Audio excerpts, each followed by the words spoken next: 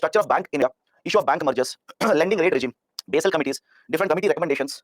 We'll take the example or we'll discuss the concept of payment banks, small finance bank, then we'll questions. But before we go to questions, we'll also cover the idea of IBC, Insolvency and Bankruptcy Code, which is not written here. NBFCs, non-banking financial companies, we'll have a discussion. We'll also have a discussion on many other aspects which are not mentioned here. So this is the scope of the discussion under this particular chapter. Now for UPSC exam, what is the importance of this chapter? If you see, in the last 3 to 4 years, questions have come in the prelims on this particular chapter. How many? Generally, if let's say 15 to 16 questions come from the banking chapter, 3 to 4 will come from, 15 to 16 questions come from overall economy, 3 to 4 will definitely come under the concept of banking itself. Right, so what is the chapter name? Chapter name is money and banking, right? So we'll have a discussion on money and banking. So let's start with the concept of money. Let me ask you people, you don't have to answer, but just think of it. What do you mean by the term money? Whenever you use the term money, what do you mean by it? We'll say 50 rupees, 20 rupees, 500 rupees, 200 rupees, 2000 rupees, etc. What do you mean by money? Money in simple terms is a medium of exchange. Remember this. It is a medium of exchange. What do you mean by medium of exchange? Let's simplify this. Imagine you have this amount of money. Right, early morning, right, just have a look at this. You have this amount of money. Right, I'm pretty sure all of you can see the number also, 20 rupees. Now you can simply use this 20 rupees, purchase any product in the market, assuming the price of the product is 20. Don't say, sir, can I take this 20 rupees, purchase an iPhone? You can, provided the iPhone price is 20 rupees. Because understand the logic here. Earlier, we had a concept of a barter system. What happens in a barter system? Under barter system, there is simply an exchange. There is simply an exchange of goods and services. So what do you mean by exchange of goods and services? Let's take a simple example. Imagine you're producing, and again, don't imagine today's situation, centuries ago. Imagine you've produced certain agriculture commodity, such as, let's say, apple. You want to sell apple, purchase, let's say, wheat in the market. I can understand this. You've produced apple, you want to sell apple, and you need to purchase wheat in the market. Now, because the concept of money was not present earlier, what used to happen is, you will take the apples to the market and try to search for the person who is selling wheat. This is called as a double coincidence of wants. I'll repeat the statement. This is referred to as double coincidence of wants. Right? What happens here? You have apple, you want to purchase wheat. Now, in the market, you need to find out somebody who has produced wheat, willing to sell wheat, and willing to sell purchase. Why this is a problem? Imagine you'll approach a person A. Person A has produced wheat. No doubt he has produced wheat. He wants to sell wheat. But in return, A doesn't want apple. Rather, he wants to purchase rice. So this would be a problem in a barter system. There is no common mode of exchange. There is no intermediary in the system here. So what would happen is you will have to keep on searching. You'll have to keep on searching for somebody who has exactly opposite demand. Opposite, right? The sale and the demand. Meaning diametrically opposite. The opposite person wants to sell the product that you want and wants to purchase the product that you have. Simple. Diametrically opposite means the person in the market should be willing to sell the product that you want and should be willing to purchase the product that you have. That would be a problem. I understand that would become a huge problem because you'll have to spend so much of time in purchasing or in searching the person who has exactly the diametrically opposite demands like this. So that would cause a lot of problems in the system. Time would be consumed. And what if you will take 3 days, 5 days to find out this kind of a person? Can you store the products? Can you store, let's say, vegetables for 5 days? Can you store, let's say, tomato for 5 days? Can you store, let's say, coriander for 5 days? No, that would simply lose the value in the market. And that would be a problem in a barter system. And to overcome this particular issue of barter system, what we've introduced is a concept of money. We've introduced a concept of money. And what is the definition of money? I said money is nothing but a medium of exchange. It is a medium of exchange. What happens here? In the current system, imagine you have apples. You have produced apples. Imagine you have apples. Now you'll simply take the apple to the market, sell the apple, collect the 20 rupees, use the 20 rupees, purchase a wheat. I will repeat the statement here. You have apples. You will sell the apples in the market. You'll get 20 rupees. Go to the market, give 20 rupees and purchase a wheat. Now tell me, in this current system, is there a requirement of diametrically opposite requirements? Do you need to have double coincidence of wants? Absolutely no. It is not at all required. You can simply convert this rupee into any kind of good that you want to purchase. Convert in the sense, remember this, I cannot convert rupee like this. I can give the rupee, purchase any product that I want to purchase. Imagine 20 rupees. Can I convert the 20 rupee vegetable? Yes. If anybody says no, let me know. If anybody of you says, sir, no, it cannot happen, let me know the reason also. Can you convert this 20 rupees into gold? Yes. Again, don't ask me how much gold will you be able to purchase. But can you convert? Yes. Can you convert this 20 rupee into this particular pen? Yes. Can you convert the 20 rupee into apple? Yes. That is the beauty of money today. That is the beauty. And one more very important advantage of money is, having money is, imagine I produced apple. Can I store the apple for 1 year? I hope you know the answer for that. If I produced an apple, can I store the apple for 1 year? Oh, absolutely no. In 1 year, apple will not be apple. It will be something else. Okay. Can I store, let's say, vegetables for 1 year? No. What happens is, the problem with these goods or commodities is that these are perishable in nature. These are perishable in nature. Perishable means the quality will be lost, quantity will be lost over a period of time. For example, if you purchase, let's say, 12 apples, keep on the table, what do you think will happen to those apples after, let's say, 1 month, after 1 week, after 2 weeks, assuming that nobody will eat them? Right, so the quality of the apple will keep on deteriorating. Your father, your mother will look at you, scold you for learning economics this way. One fine day, even before you wake up, your mother or your father would have taken all the apples, put them in a dustbin and thrown it away. But what about money? Now you tell me, what about money? If you keep this particular 20 rupees on the table, assuming nobody will steal it, will this money be the same after 1 year?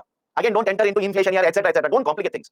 Right? Will the money be having the value? Yes. After 10 years, of course, yes. After 15 years, of course, yes. So that would be the idea. Money has a storage value. Money can simply store value over a period of time. But under the barter system, there is no storage of value. The value would be lost over a period of time because these are perishable commodities. Now, what are the different types of money? Favorite area of UPSC in the prelims. Favorite area of UPSC in the prelims. 4 types. One is a commodity money. Second one is a fiat money. Third one is a fiduciary money. And the fourth one is commercial bank money. Let's go one by one. What do you mean by commodity money? Understand this? First and foremost, is the term money okay with you people? Money is nothing but it's a medium of exchange. You will have money, you will give it, purchase something. Right? That is nothing but a medium of exchange. When I say commodity money, a commodity such as gold, commodity such as spices, commodity such as silver will be used as money. Simple. A commodity such as gold, silver, spices, pearls, right, etc. will be used as a medium of exchange. So what do you mean by this? You must have studied in high school, or if not, don't worry, don't fall into panic. When you study about, let's say, medieval history, you'll come to know that there were certain kingdoms where gold coins were present, silver coins were made, bronze coins were made. All these, whatever I'm talking about, gold, silver, right, bronze, these are metals, commodities. And whenever we use these as a medium of exchange, that is to buy and sell the goods in the market, those or that kind of a money is called as a commodity money. Is it okay? Right, I'll repeat it. It's a very simple concept. Do not complicate everything. Whenever you use commodities such as gold coins, right, or gold in simple terms, the silver coins, the pearl, right, or shells, etc., that money is referred to as a commodity money. Now, there's a term here, commodity money. The value of this was dependent on the intrinsic value. Right, a technical term, I'll explain it. Just give me a minute. The value of the commodity money was based on intrinsic value. Now, what do you mean by intrinsic value? Intrinsic value simply means worth of the asset in the market. Worth of the asset in the market. I'll give you an example. Just give me a second. Worth of the asset in the market. So what do you mean by worth of the asset? What do you mean by intrinsic value? Let's start with a very simple example. Imagine you have 1 gram of gold. First point. Imagine you have 1 gram of gold. And this 1 gram of gold, right now the market price is, let's say, 4,500 rupees. I'll repeat the statement here. Imagine you have 1 gram of gold and the market price of 1 gram of gold is equal to 4,500 rupees. Now that 1 gram of gold is taken and it will be converted into this coin. Can you see there's a coin that I'm holding in my hand? And I know this is not a gold coin. Don't say, sir, but where is a gold coin? Imagine this is a gold coin.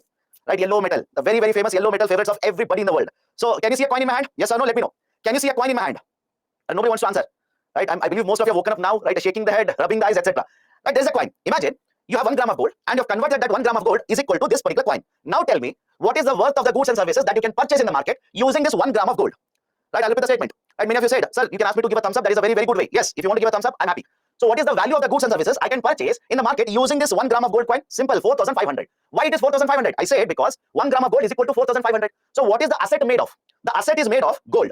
And what is the worth of the gold in the market? Worth of the gold is equal to 1 gram is equal to 4,500 rupees. So whenever you say commodity money, what is the worth of the commodity? I repeat, what is the value of the commodity or worth of the commodity in the market? That will be equal to the purchasing of or the value that can be purchased using this commodity. Is it clear or not? Let me know. Right? What is the value of this particular gold? I'm saying coin. Simple. 4,500. Why it is 4,500? Because market says 1 gram of gold is equal to 4,500. And I've used 1 gram of gold to manufacture this coin. So using this coin, what is the worth of goods and services I can purchase in the market? Equal to value of gold. This is called as intrinsic value. This is referred to as intrinsic value. What is the worth of the commodity, worth of the asset in the market? That will be the purchasing power of that particular money. This is called as commodity money. And in the past, we have used commodity monies. We have used gold coins, we have used silver coins, we have used the beads, right, shells, etc. But understand the logic here. If you want to follow commodity money, you need to have a lot of commodities. For example, gold. You need to have a lot of gold. Right? That becomes a problem. So what we did was we shifted to fiat money. We shifted to a concept of fiat money. Now let me ask you a very simple question. Answer, you will know the answer. And while you answer, you will get the answer, the idea of the concept itself. In one hand, I'm holding a 20 rupee bill, 20 rupee note, by the way. In another hand, it's a piece of paper. And if you can see, both of these have almost the same size, same length, same size. But tell me between both of them, left hand and right hand, which of the two has a value in the market? I'll repeat the statement. In the left hand, I have 20 rupee note. In the right hand, I have a piece of paper. Both of them are almost of the same size. Which of the two hands, the properties that I'm holding, which has a value in the market? Obviously, it is the left hand. Now, I'll ask you a second question. Why? Why do you think this one has a value in the market and this doesn't have value in the market? Simple, simple. This has value because RBI has printed this. Have you understand this? RBI has printed this. Government of India through an order says, whenever RBI will print a note, that is a piece of paper printed by RBI, and it has written 20 rupees in the middle like this. It simply means the value of this piece of paper is equal to 20 rupees. Simple logic.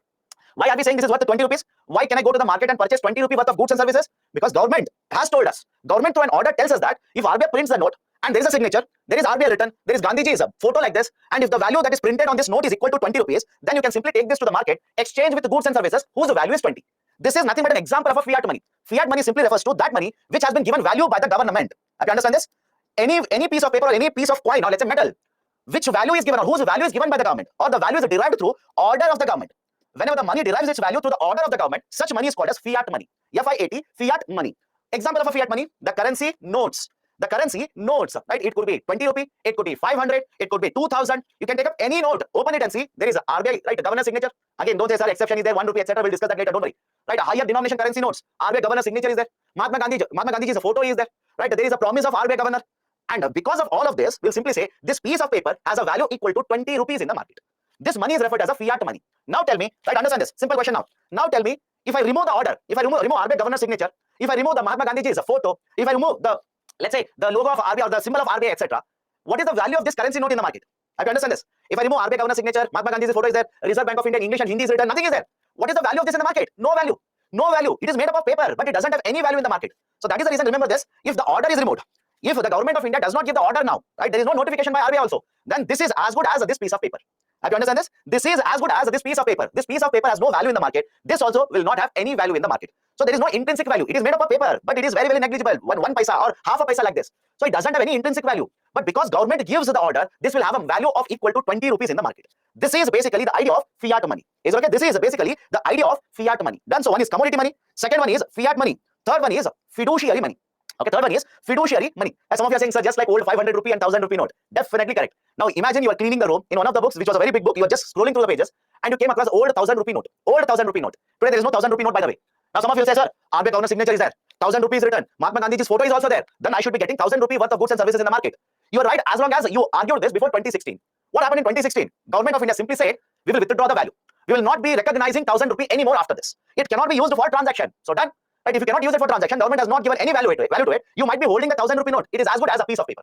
Done. Now one more very important feature of fiat money is it has very, very high liquidity. It has very, very high liquidity. What do you mean by liquidity here? Remember this, the term liquidity simply means a feature of asset. It is a feature of asset as to how quickly you can convert this into another asset. This is the definition, by the way. What do you mean by liquidity? I'll give you an example. Wait. This is a feature of an asset as to how quickly you can convert this into another asset. Right, let me give a very simple example. Imagine I'm having 20 rupee in my hand, one hand, and 20 rupee worth of gold in other hand. And I know, sir, 20 rupee gold will be just a small microscopic piece like this. I know that. You don't have to tell me. Understand the concept here. In one hand, I have 20 rupees. In another hand, I have 20 rupee worth of gold. Now tell me, I'll ask a very simple example. Is it easier to convert 20 rupees into the pen or converting 20 rupee worth of gold into pen?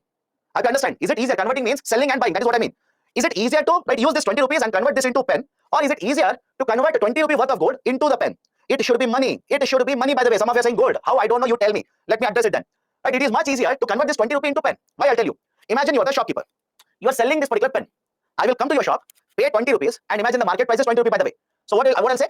Right? What is the value of the pen? You'll say 20 rupees, sir. I will take out my pocket. I'll give 20 rupees. You will hand over the pen to me. Simple transaction. There is nothing to fight over here. Second scenario, I will come to your shop. I have a small piece of gold. I will give it to you and say, this is worth 20 rupees. Can you please give me this particular pen? Can you hand over the pen to me? Can you sell the pen to me? Some of you might do, thinking that it is gold. Some of you are concerned, looking at me, sir, you look very dangerous. What if it is not a genuine gold? What if you're simply selling me fake gold? And what should I do with the gold? I don't know what is the price of this gold. What is the weight of the gold? I don't know anything. You simply say, thank you, sir, but no, thank you. I will not sell it to you. Now, can I simply say, using money, using this fiat money, I can simply convert it into any good very quickly, no delay. I can convert this into any good in the market. Can I convert this into vegetables? Yes. A car? Yes, assuming the car price is 20. Can I fly from point A to point B using this 20 rupee? Can I take a bus ticket using the 20 rupee? Of course, yes. But what about gold? Can I take gold and fly from point A to point B? Imagine you are booking an online ticket. You want to fly from point A to point B. You are booking an online ticket. When it comes to the question of payment, right, is there any option? Pay in terms of grams of gold. Is there any option? No. I'll give you another example. You might have land. Right? Rather than gold, imagine you have land. Can you pay in terms of land when you want to book a ticket? No. What you need to do is first sell this asset, get money. Simple. Sell this asset, get money, and use the money to purchase any good or service in the market. So argument is simple here. Whenever they come across the term liquidity, you are talking about how quickly you can convert the asset into any other asset. How quickly you can convert. Do you need to convert rupees? Simple question. Understand this. Do you need to convert rupees into anything else? No, you can directly pay rupees and get the pen. What about gold? You need to convert that into rupees, then you can purchase the pen. What about land? You need to sell the land, get money, then purchase the asset. What about fixed deposit? Understand the difference also. What about a fixed deposit? Imagine I have 20 rupees in cash, 20 rupee cash in my hand, 20 rupee fixed deposit in another hand. Which one has high liquidity? Obviously, cash has high liquidity. Why not FD, sir? That is also equal to 20 rupees. Can you convert the FD immediately into any other asset? Imagine you are a shopkeeper. I will come to you. I will purchase the pen. I will give you a FD certificate. I'll say this FD has a 20 rupees. Take the certificate. First, you will hit me. You will nicely hit me. You're already angry with economic subject, and I am the medium. Right? I am the messenger. You will hit the messenger first. Then you say we don't accept the FD in payment. So that would be the idea. First, you need to close the fixed deposit, get the money, then use the money to purchase asset. So always remember this. Out of all the assets in the market, cash has the highest liquidity. Out of all the assets in the market, cash has the highest liquidity. Right? Why you don't need to convert cash? It is already there in the form of money. You can convert the cash into any type of good or a service that you want to purchase. That is what I've written here. Has very, very high liquidity. Let me go to the third type of money, fiduciary money or bank money. Fiduciary money or bank money. Let me start with a very simple example so that you understand this. Imagine you own a store. Sir, I want to become IS officer, but you're making me a store owner. Not a small one, Baba. Imagine you've invested 1 crore rupees, world-class store which sells all the electronic gadgets, high-end electronic gadgets in the world. So you're that kind of a businessman. So imagine you're sitting, I'll come to your store, I will purchase, let's say 10 lakh rupee worth of good. I'll purchase 10 lakh rupee worth of the good. And when it is a question of paying the money, I will open the checkbook and ask you what is your name. Because I want to make a payment and I want to make a payment of 10 lakh rupees. Now answer my question. Will all of you accept the check payment? Very simple. right? Will you all accept, right? Some of you will say, yes, sir, of course I'll accept. But my question was different. Will all of you accept the check payment? Those who are saying yes, try it out. Try it out, just try it out once. Right? Just go to any shop, right? Let's say, for example, your neighborhood shop itself. Ask them, I want to purchase 2 kgs of onion, 5 kg of rice, and 3 kg of wheat. And let's say the cost becomes 500. Ask them, will they accept the payment in check? Just see the reaction. What will happen? Because the idea is very simple. What if I issue a check? You will take the check to the bank, you will deposit the check, and manager calls you and says, sorry, sir, the one who has issued the check to you, they don't have money in the account. Have you understand this? Right? The one who has issued to you, right? The one who has issued to you. Again, right, sir, what you said, I'm a big store owner. I'm not focused on that. I'm focused on the other side of the argument. You might be a very big store owner, but what is the guarantee that I have money in the bank account? That is the concern here. I'm not concerned about your ownership. I'm concerned about what if the person who issues the check doesn't have any money in the account. Right? Will you get the payment then? No. So when I will come to you, purchase, and basically give you a check, some of you will simply say, okay, sir, we have a policy of accepting check. And those who accept the check, I'm not saying everybody will reject it. There are many people who will accept it. They accept it because there is a mutual recognition. There is a mutual respect like this. And we have been doing a trade for very, very long time. Imagine we have been conducting trade with ourselves. That is, I'm selling something, you are selling something to me for more than 5 years, more than 10 years, more than 15 years. So don't you think there is a mutual trust on me? Have you understand? There is a trust on me. So when you have a trust, you'll basically say, okay, you don't have to worry about making a cash payment. What you can do is you can give me a check. I will encash it. I will get it transferred into my account. So whenever there's a trust like this, you will accept this payment. If there is no trust, for example, imagine you're looking at me for the first time. In your shop, you're looking at me for the first time ever. You don't know whether I'm from the same city. You don't know whether I'm from the same country also. Some of you look at me and say, maybe sir, you're from Africa. So in that case, how can you trust on the payment? Right? Some of you simply say, right, no ways, I will not accept this particular payment, will not accept this payment. You have, right, a cash, paid. No cash, debit card is there, paid. You have a QR code, that is, you have Google Pay, paid, I have a QR code. So you will accept the payment through different modes, but not through this kind of a money. And this money is called as a fiduciary money. Why it is called as a fiduciary money? This is issued by banks. I understand this. Issued, right, by banks. Right, again, sorry, you're stereotyping. Don't worry, Baba, live it. Live it. Why do you want to focus on unnecessary things here? Live it. Right, don't make everything political. Don't make everything, right, cultural. Live it. It is an example. Take it and move forward. Right, unnecessary. Don't complicate everything. Right, so understand this. That money which is issued, by the banks, it is called as a fiduciary money or bank money. Right, now what is the idea here? Whenever it is issued by the bank means what? Imagine I have a checkbook. Who has given the checkbook to me? Simple question. Who has given the checkbook to me? The bank has issued the checkbook to me. I have not printed the checkbook, by the way. And if you do that, it is a crime. Please don't do it. Right? You cannot simply say, sir, today I was feeling bored. Right? I studied a lot in economics. Right? I got bored. So what I did was I sat in the afternoon, I had a color printer. So I printed the checkbook of SBI. You can do it. But if you're caught, that is a crime. Please don't do it. So argument is simple here. The checkbook has been issued to me by a bank. And I'm going to issue or give that check to you. I'm going to give that particular check to you. So whether you have the faith or not, that will determine. Whether you have the trust or not, that will determine whether you will accept or reject this money. I understand this. Any doubts, let me know. Whether you have the trust or not, that will determine whether will you accept it or reject this particular money. That is basically the idea of fiduciary money. And in case of India, remember this, in case of India, fiduciary money is not declared as a legal tender. Fiduciary money is not declared as a legal tender. What do you mean by legal tender? This is a legal tender, by the way. 20 rupees is a legal tender. 500 rupees is a legal tender. 2000 rupees is a legal tender. What do you mean by legal tender? Government says, whenever you want to settle a transaction and a person will pay in terms of this, you will have to accept it. I hope you understand. What do you mean by legal tender? For settlement of transactions. What do you mean by settlement? I have purchased, let's say, this pen from you. I will have to pay you money. All of you understand? Any doubts in this example, let me know. I have purchased the pen from you. I'll have to pay you money. That is called a settlement of transaction. You are a company, right? You have sold a certain raw material to you. You have sold certain raw material to me. I will have to pay you something. That is a settlement of transaction. So whenever you talk about settlement of transaction, you will have to accept this money. That is the reason this is called as a legal tender. That is the reason this is called as legal tender. Legal tender simply means the money that can be used for settlement of transactions. Simple. And if they offer that legal tender to you, you cannot reject it. You'll have to accept it. You'll have to accept it. So fiduciary money is not declared as a legal tender. It is not declared as a legal tender in India. What about fiat money? Simple. What about fiat money? Fiat money is a legal tender. If you understand, you purchase anything, you'll have to accept the payment in the form of rupee. Fiat money is a legal tender. Let me go to the last concept here. Commercial bank money. Idea of commercial bank money. Arey Baba, wait, there are two people who are asking example of commercial bank money. Did I discuss commercial bank money? I have not even discussed. You have gone to examples. Focus on what I'm discussing. And if I leave it, then you can ask. Commercial bank money is the money that is created by the banks under fractional reserve system. I'll repeat the statement here. Commercial bank money, it is the money that is created. Remember this. It is created by the banks under fractional reserve system. Let me give a very simple example. Imagine you have 20 rupees, or else rather than 20 rupees, let me take an example and show it to you. Imagine you have 100 rupees. You have 100 rupees. And by the way, please remember this. Any money that is printed, I hope you understand this. Any money that is printed in India, it is done by Reserve Bank of India, RBI. Any money that is printed in India, it is printed by Reserve Bank of India. Again, don't insert exceptions here. I'll have a detailed discussion on this later. Just give me some time. Imagine you have 100 rupee. Who has printed this 100 rupee? It is the RBI which has printed this particular 100 rupee. Now what you do is, you will take the 100 rupee that you have, go to a bank, deposit this 100 rupee. I'll repeat the statement. Right, you have this 100 rupee. You have this 100. You will go to a bank, deposit this 100 rupee. Now what will the bank do with this 100? Simple. What will the bank do with the 100 rupee? They will give loans. But what RBI does here is, RBI basically says, you will have to keep aside a certain amount of money. You cannot use all the 100 rupees. You'll have to store a certain amount of money, and remaining amount of money you can lend. So why does RBI does it? Why does RBI tell the banks to keep some money aside? Right? Imagine you are that depositor. I am the bank. You will deposit 100 rupee with me. I will take 100 rupee and give it to Mr. Vijay Mallya. Are you happy with it? What is the safety of your money? So the argument is simple. RBI says that part of the money that you have collected, you keep it aside. I will not allow you to use it for lending purposes. I will call this as a reserve. I'll call this as a reserve. Sir, how many types of reserves are there? Right? How much is the percentage? How that works? We'll have a discussion on this when I take a monetary policy. Don't worry. Focus on what is required right now. I'll discuss this in detail when I take a monetary policy. Now, what the bank has done? They have kept aside 10 rupees. Remaining 90 rupees, they have given as a loan to company A. Now, what the company A does is, they will use the 90 rupees, use the 90 rupees to purchase raw materials, purchase machinery. And let's say company A will purchase raw material from company B. Now, can I simply say that 90 rupees has been transferred to company B? Company B has 90 rupees. So, what the company B will do is, they will take that 90 rupees, deposit that 90 rupees in the second bank. In the second bank, now what they will do? They have received 9 rupees, that is 10%. Sir, how are you counting it? 10%. I'm simply taking reserves equal to 10% of deposits. Out of 90 rupees, the second bank will keep 9 rupees aside, issue 81 rupees as a bank loan to company C. And the system will continue. Please don't mug up calculations here. Calculation is not required. The system will continuously happen like this. Now answer to my question. Listen to the question very carefully. Has the bank printed money here?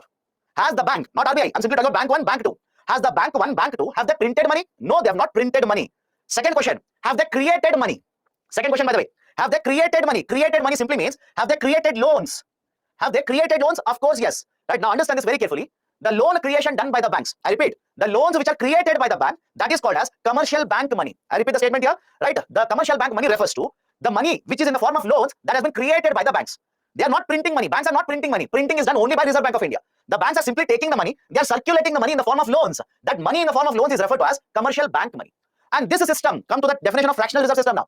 This is a system wherein banks will hold certain reserves and use the remaining amount of money to lend. I repeat the statement. This is a system where banks are creating loans after holding certain amount of reserves is referred to as fractional reserve system. What do you mean by fractional reserve system here? Part of the deposits, fraction of the deposits will be kept as a reserve. Remaining will be used to create loans in the system. That is called as a fractional reserve system.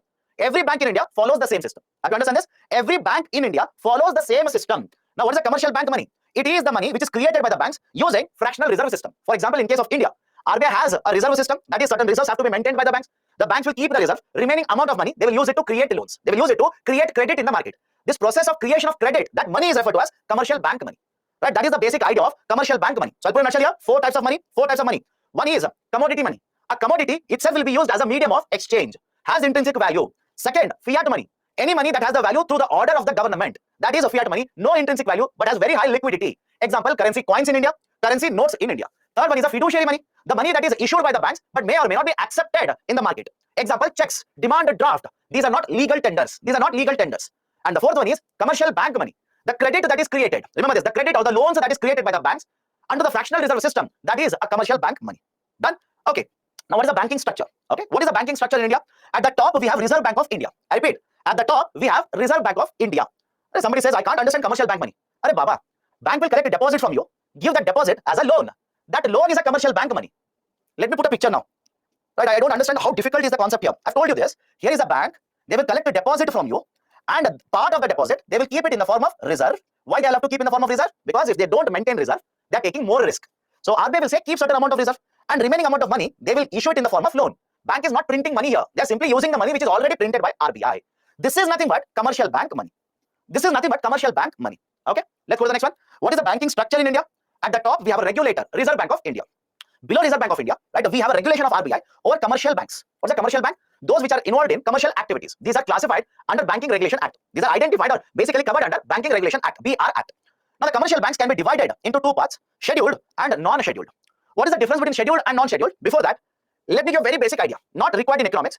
Those for whom the polity is over, can I simply say that the constitution is divided into different schedules. For those whom polity is not over, don't worry, don't panic. At least for those whom polity is over, is constitution divided into schedules? What is the basic idea of a schedule? The constitution is divided into different components like this. We call it as a schedule. Now, in the same way, there is RBI Act, Reserve Bank of India Act of 1934. I will repeat the statement. Don't start asking about schedules now. This is not a polity class. Ignore it. In the same way, RBI Act is there. RBI Act of 1934. And what is the importance of RBI Act? Remember this very carefully. The appointment of RBI governor, the powers of RBI governor. What is the function of Reserve Bank of India? Where RBI is supposed to invest? What is the structure of RBI? Anything to do with RBI comes from RBI Act of 1934 itself. I'll repeat it. Anything to do with RBI, right? For example, what is the number of members in the RBI? Right? What is the function of RBI? What is the role of RBI governor? Right? How many RBI governors have to be there? How many deputy governors have to be there? Everything is there in the RBI Act. That is the act. Remember this. Now, under the RBI Act, we have divided RBI Act into different schedules. Just like Constitution, we have divided the RBI Act into different schedules. And when you have different schedules like this, there is one schedule, Schedule 2. There is one schedule, Schedule 2 of RBI Act. Now, understand the importance of the Schedule 2. Whenever you come across a term scheduled commercial bank or a scheduled bank, it simply means it is registered under Schedule 2 of RBI Act of 1934. I'll repeat it again. Whenever you come across a term scheduled bank, scheduled commercial bank, etc., it basically means it is covered, it is registered under Schedule 2 of RBI Act of 1934. And what about non-scheduled? Again, exactly opposite meaning. Non-scheduled banks means these are not registered under Schedule 2 of RBI Act. Now, many of the students, when I tell you this, will ask for example of non-scheduled act. I've not taken any risk. I've given a table here. Have a look at it. But this is my sincere advice to you. Please don't mug it up. Just because I've given it, please don't mug it up. Why UPSC will not ask you this? Why do you want to waste your time? They will never ask you this. You don't trust me. At least trust the UPSC. Check the last 5 years question paper. Let me know if there is any question on the non-scheduled banks, not even 5 years, let's say last 10 years. UPSC doesn't focus on this. Why these are not important? Simple. These are not important. Right, sir? How can you prove that these are not important? Just have a look at the newspaper articles. Any newspaper article on the banking sector, just see whether they're talking about ICICI Bank, HDFC Bank, SBI Bank, PNB, or are they talking about non-scheduled bank? And the logic is simple, right? The scheduled banks are the most important participants in the banking sector, hence focus on that. Otherwise, banking itself, we have a history of more than 100 years of banking. Everything can you read for UPSC? Is it required for UPSC? Absolutely not. Don't waste your time. So under scheduled, we have different classifications like this. Public sector banks, what do you mean by PSBs? These are owned by Government of India. Simple. These are owned by Government of India. Second, private sector banks. The private sector is owning these particular banks. There are many banks in India. The private sector, that is, the government doesn't have ownership here. The private sector has the ownership. In case of private sector banks, there is presence of foreign private sector bank. What do you mean by foreign private sector bank? Citibank. I'm pretty sure all of you have heard of this particular bank. Citibank or Deutsche Bank or DBS. All these are foreign banks, private sector banks which are working in India. Right? What about domestic private sector bank? Domestic private sector bank. A domestic private sector bank, example, ICICI, HDFC. These are domestic private sector banks. What about cooperative banks? There's a structure of cooperative banks. We'll have a look at it later. We'll have a discussion on that also. We'll have current affairs also. Wait. We also have small finance bank, payment bank. We'll discuss both of them separately. We also have RRBs, regional rural banks. This is the banking structure under the scheduled banks. Now, please be very careful. Don't worry about definition of SFB. So, what is the definition of payment bank? I am telling you, we'll have a look at all of them in individual slides. So, don't get into panic. Don't start typing the definition of everything right now. Wait for it. Now, what is the basic idea of scheduled and non-scheduled? Simple. First difference I've told you. Scheduled means these are registered under the Schedule 2 of RBI Act. Non-scheduled means these are not registered. But what about other features? Is there any other difference? Of course, yes. The regulation of RBI is very, very stringent, very strict on the scheduled commercial bank. RBI regulates the scheduled commercial banks to a very, very detailed level. Not so much in case of non-scheduled banks. But apart from this, RBI also provides a lot of facilities for a scheduled bank. What kind of facility? Scheduled banks can borrow from RBI. There is a tool called as repo rate. There is a tool called as reverse repo rate. So these particular banks are given the facilities of borrowing from RBI, giving loan to RBI, etc., which is not available generally in case of non-scheduled banks. So this is the structure of the banking in case of India. But apart from this, remember one more point here. RBI also regulates all India financial institutions. I'll repeat the statement. RBI also regulates all India financial institutions. Example, there is an all India financial institution by the name of NABARD, SIDBI, etc. These come under the regulation of Reserve Bank of India itself. Now let me enter into the most important part of the banking structure, Reserve Bank of India. Reserve Bank of India, RBI. What are certain background points, factual information regarding RBI? RBI was set up back in the year 1935. In 1934, government then passed RBI Act of 1934, and as a result of this, next year on the 1st of April 1935, we established Reserve Bank of India. But to set up Reserve Bank of India, we also had appointed a committee, Hilton Young Commission. Hilton Young Commission, the name is there. So based on the recommendations of Hilton Young Commission, we have set up Reserve Bank of India on 1st of April 1935. Initially, to begin with, government did not have the ownership of RBI. Have you understand this? Initially, government of India did not have the ownership of RBI. It was just like a private sector bank. But in the year 1949, the government of India went for nationalization of RBI. What do you mean by nationalization? Please go back to earlier classes. Nationalization simply means ownership will be transferred from the private to the government. Simple. What do you mean by nationalization? Ownership will be transferred. Ownership will be transferred from the private to the government. So in 1949, the RBI was nationalized. Apart from this, in 1935, to begin with, the headquarters of Reserve Bank of India was set up in Calcutta. It was there in Calcutta. But in 1937, it has been moved to Mumbai, and since then, the headquarters of RBI is there in Mumbai only. Right? These are certain points, factual information regarding Reserve Bank of India. Right? That is basically the idea of the factual information on Reserve Bank of India. Now, right, there is a question, sir, it is coming from the act, so how it doesn't come under the government? Who said it doesn't come under the government? Look at the statement here. It has been nationalized. Nationalized means what? The Reserve Bank of India is owned by Government of India. I'll repeat the statement. Right? The Reserve Bank of India is owned by Government of India. But Government of India says there is an RBI Act. RBI will derive the powers from RBI Act. How many RBI governors will be there? We will do that according to RBI Act. How many deputy governors will do that according to RBI Act? What is the function of RBI? There is already RBI Act. I'll give a very simple example. So that you understand. Earlier we have discussed MPFA. Anybody who is the long form of, what is the long form of MPFA? Let's see whether you people are revising or not. What is the long form of MPFA? Anybody? What is the long form? Monetary Policy Framework Agreement. Thanks a lot. We have discussed this, by the way. Sir, where have you discussed? You have not discussed. Because generally students do this. You have never discussed it. Please go back to the inflation slides. You will get this. I said MPFA has been introduced. And under MPFA, can I simply say it is the role of the RBI, or it is the duty of RBI to control inflation at 4%. It is the duty of RBI to control inflation at 4%. Now see, right, understand this very carefully. See at this particular point here. The government is saying, now RBI's role is, one more role is there, you'll have to control inflation. Now, whatever functions of RBI are there, they derive the powers from where? They derive the power from RBI Act. Is it okay? RBI Act of 1934. Now, Government of India wants to give one more functions to RBI. GOI wants to provide one more functions to RBI. Is it okay if I say that if Government of India wants to do that, they will have to amend the RBI Act? I'll repeat the statement. If the Government of India wants to give one more functions to RBI, it has to amend RBI Act. Just think of it, it should make sense to you. Of course, yes. So whenever government wants to change something in the RBI, I'll come to one more point here. Under monetary policy, there is a tool called as standing deposit facility. Now don't start running behind SDF. Focus on what I'm discussing. Why? SDF I'll discuss later.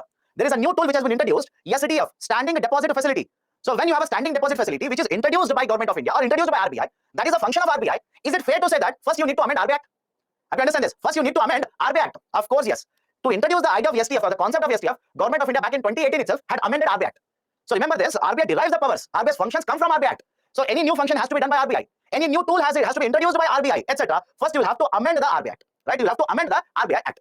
Now, Piyush is asking, sir, you said RBI regulates NABARD, but I've read NABARD is owned by Government of India. Am I talking about ownership or regulation? Simple question, Baba. Why do you want to complicate everything? Simple question, by the way. Did I talk about regulation or ownership? Right? I talked about regulation. Now you will comment saying that, sir, one who owns should regulate. Not necessarily. You are the owner of, let's say, ICICI Bank. Will you regulate yourself? No, there is RBI for that. So ownership is different, regulation is different. Do not try to confluence everything. Do not complicate everything. Keep it very simple. Now, some of the very important sections in the RBI Act. Why UPSC earlier has asked questions on this? So the potential of asking questions again is there in the current affairs. Some of the important sections. 1. Section 3 talks about establishment of RBI. Section 4 talks about capital. Capital means the money that is there with RBI. Section 7, very important, remember this. It says that Government of India in the public interest. Government of India in the public interest. If they give any direction to RBI, RBI has to follow it. I'll repeat the statement. Government of India in the public interest gives a direction to RBI, then RBI has no option, they will have to follow it. Section 8, composition of Central Board of Directors. I will tell you the composition, please wait. Section 17, what kind of function is supposed to be carried? What kind of business is supposed to be carried out by RBI? I'll tell you a very simple example here. RBI has lots of money, right? It is a given fact. RBI has lots of money. Now, many of you might be thinking, sir, why is RBI not starting, let's say, a shopping complex? Why is not RBI setting up, let's say, or constructing real estate and selling buildings? Why is RBI not doing it? They can earn a lot of profit. They have a lot of money also. They are not allowed to do it. I repeat, they are not allowed to do it. Why? Under Section 17, right now, RBI is allowed to invest in government securities. Now, don't run behind government securities. That is the problem with you people. I wrote SDF and I clearly stated, I'll discuss it later. But again, sir, what is SDF? Sir, ask the faculty to reply. What is SDF? When I say, why don't you listen? Wait, I'll discuss it. I'm not ending banking here. I'm starting banking. So wait. Right? So RBI is allowed to invest in Government of India securities. They are allowed to invest in gold. They are allowed to invest in, let's say, USA government securities, UK government securities, etc. like this. They are not allowed to invest in real estate. They are not allowed to invest in the stock market. They are not allowed to, right, lend money to you and we earn interest on that. No, they are not allowed to do that. Why? Section 17 prohibits it. Section 21, important. RBI must conduct the business, banking affairs of the central government and also manage public debt. We will discuss this separately. Wait. 22, RBI has the exclusive right of issuing currency notes in India. Can you print a currency note? Yes, you can print, but it is illegal. You are not allowed to do that. It's a crime. Why? Look at the Section 22. Section 22 simply says it is the only Reserve Bank of India which has the right to print and issue the currency notes in India. And finally, Section 47, the concept of surplus transfer, which we'll discuss separately. I'll repeat it, we'll discuss separately. Right? Again, don't type, sir, what is surplus here? Right? It simply means you're not listening to what I'm saying. Let's start. There's a term called as Central Board of Directors. What is that? There is a term called as Central Board of Directors. Section 8. What is the Central Board of Directors? The decision-making authority within RBI. I'll repeat the statement. The decision-making authority within Reserve Bank of India is the Central Board of Directors. As per the section given under the RBI Act, the Central Board of Directors is supposed to have 21 members. I'll repeat the statement. As per section given in the RBI Act, the Central Board of Directors is supposed to have 21 members. So can I have 22? Not allowed. But many of the times, because many of you will go through that material, that book, this book, come to and say, sir, you are saying CBD is supposed to have 21 members, but I read somewhere there are only 17 members. I read or I counted the number of people literally. There are only 17 members. You are wrong. I am not wrong. What would have happened is, some of the members would have retired. Some of the people would not have been appointed by the government. That is the precise reason the numbers can change. Right? Don't say that, sir, you're teaching wrong here. As per the Act, you are supposed to have 21 members. And how are these 21 members divided? 1 plus 4 plus, easier way to remember. Right? Easier way to remember. 1 plus 4 plus 10 plus 4 plus 1. I'll come to the exact number. Just give me a minute. 1 plus 4 plus 10 plus 4 plus 1. A mirror image. If you split in between, exactly a mirror image. 1, 4, 10, 4, 1. This will give you total 20. This will give you total 20 and you add one more. Right? You just add one more, 21. This is how I remember. Make your own trick if you're not comfortable with this. Now, what is this 1 plus 4 plus 10 plus 4 plus 1 plus 1? 1 is the RBI governor. 1 is the RBI governor. 4 are deputy governors of RBI. Deputy governors. 10 are experts who are appointed by government. Next to 4, one member from local boards will be appointed or represented. one member from 4 local boards. And these are the 4 places where the local boards are present. Now, many of you, just to complicate the things or just to test me, will ask, so why exactly 4 local boards? Why not 8? Why not 10? Why not 28? Simple. These are the metro cities. These are the metro cities which has historical significance. Right? Just go back to the modern India, you'll realize it. These are the 4 cities which has the historical significance. Hence, we have set up local boards in these particular 4 cities. And finally, there are RBI offices across many other cities. Many other cities, there are RBI offices. For example, one we have in Hyderabad. Right, we have in Jaipur, we have in Bangalore, we have in Jammu, etc. There are multiple RBI offices, right, which have been established across cities in India. Now, 1 is the governor, 4 is the deputy governors, both are appointed by the government only. 10 are the experts who are appointed by the government. 4 are 1 member each from the local boards representing. Next one is whoever is the finance secretary by default becomes part of CBD. And the last one, whoever is the economic affairs secretary by default becomes a member of Central Board of Directors. Central Board of Directors. So, what is the full form of CBD? When I was discussing the previous slide, what were you looking at? Simple, right? It is already there in the slide. Right, it is already there in the slide. Just keep on observing, Baba. I don't know what you people are doing. Just observe what I'm discussing. So CBD, Central Board of Directors. Okay. So this is a 21-member board which makes the decision for Reserve Bank of India. Now, should you learn everything about local boards, RBI offices? No, not at all required for UPSC. But this is, especially this is required. Must, not even required, must for UPSC. Don't make a mistake in learning the concept under this. First one, right? First one, controlling inflation. The functions of RBI. Controlling inflation. We have already discussed this under inflation chapter. Please revise it. Government of India signed an agreement, Monetary Policy Framework Agreement, as per which RBI is supposed to maintain the inflation, that is CPI, at 4%. At 4% plus or minus 2%. That is the role of RBI in controlling inflation. Let's go to the second one. Printing of currency notes. Let's start. Henceforth, every function of RBI will take up individually, have a discussion because these are very, very important. Let's start. What is this idea of currency? RBI has been given the sole authority. In fact, I hope you remember section 22. RBI has been given the right of the printing the currency notes in India. Now, whenever you say currency notes, we use the term printing. We use the term printing. And whenever you use the term coins, coins are minted. Coins are minted. Coins are manufactured, produced. That is called as minting. Currency notes are printed, right? Hence, we say currency printing is done by RBI.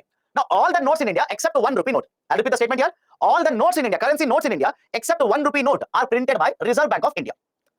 What about 1 rupee note? It is actually done by Government of India. Remember this. The 1 rupee note is right under the Government of India. That is the reason if you have a 1 rupee note, please open it and see, especially in this particular part. Right, in a 20 rupee note, in the bottom part, you will see RBI Governor signature is there. If you have a 1 rupee note, if you open it and see, it will not have RBI Governor signature, rather it will have Finance Secretary signature. Whoever is the Finance Secretary, that person's signature will be there. So why? Why like this? Simple logic. As for Government of India, 1 rupee note is counted as a coin only. I will repeat the statement. 1 rupee note is not taken or not considered as a note. It is counted as a part of coin only. And because it is considered as a coin, right, we'll simply say it is the Government of India which has the authority of printing 1 rupee note. Next, right, again somebody saying, sir, 1 rupee coin or 1 rupee note? I uttered the words 1 rupee note. So 1 rupee note for all the purposes is considered as 1 rupee coin only. And that is the precise reason. Right? That is the precise reason. It is printed by Government of India. And apart from this, whatever coins you are having, these are minted by Government of India. Now, although I'm saying, understand this very carefully. Although I'm saying, RBI prints currency notes. RBI prints currency notes. It is not the prerogative. It is not RBI's decision always. It is not that RBI feels that they need to print notes and they'll start printing notes. No, it is not that system that we follow.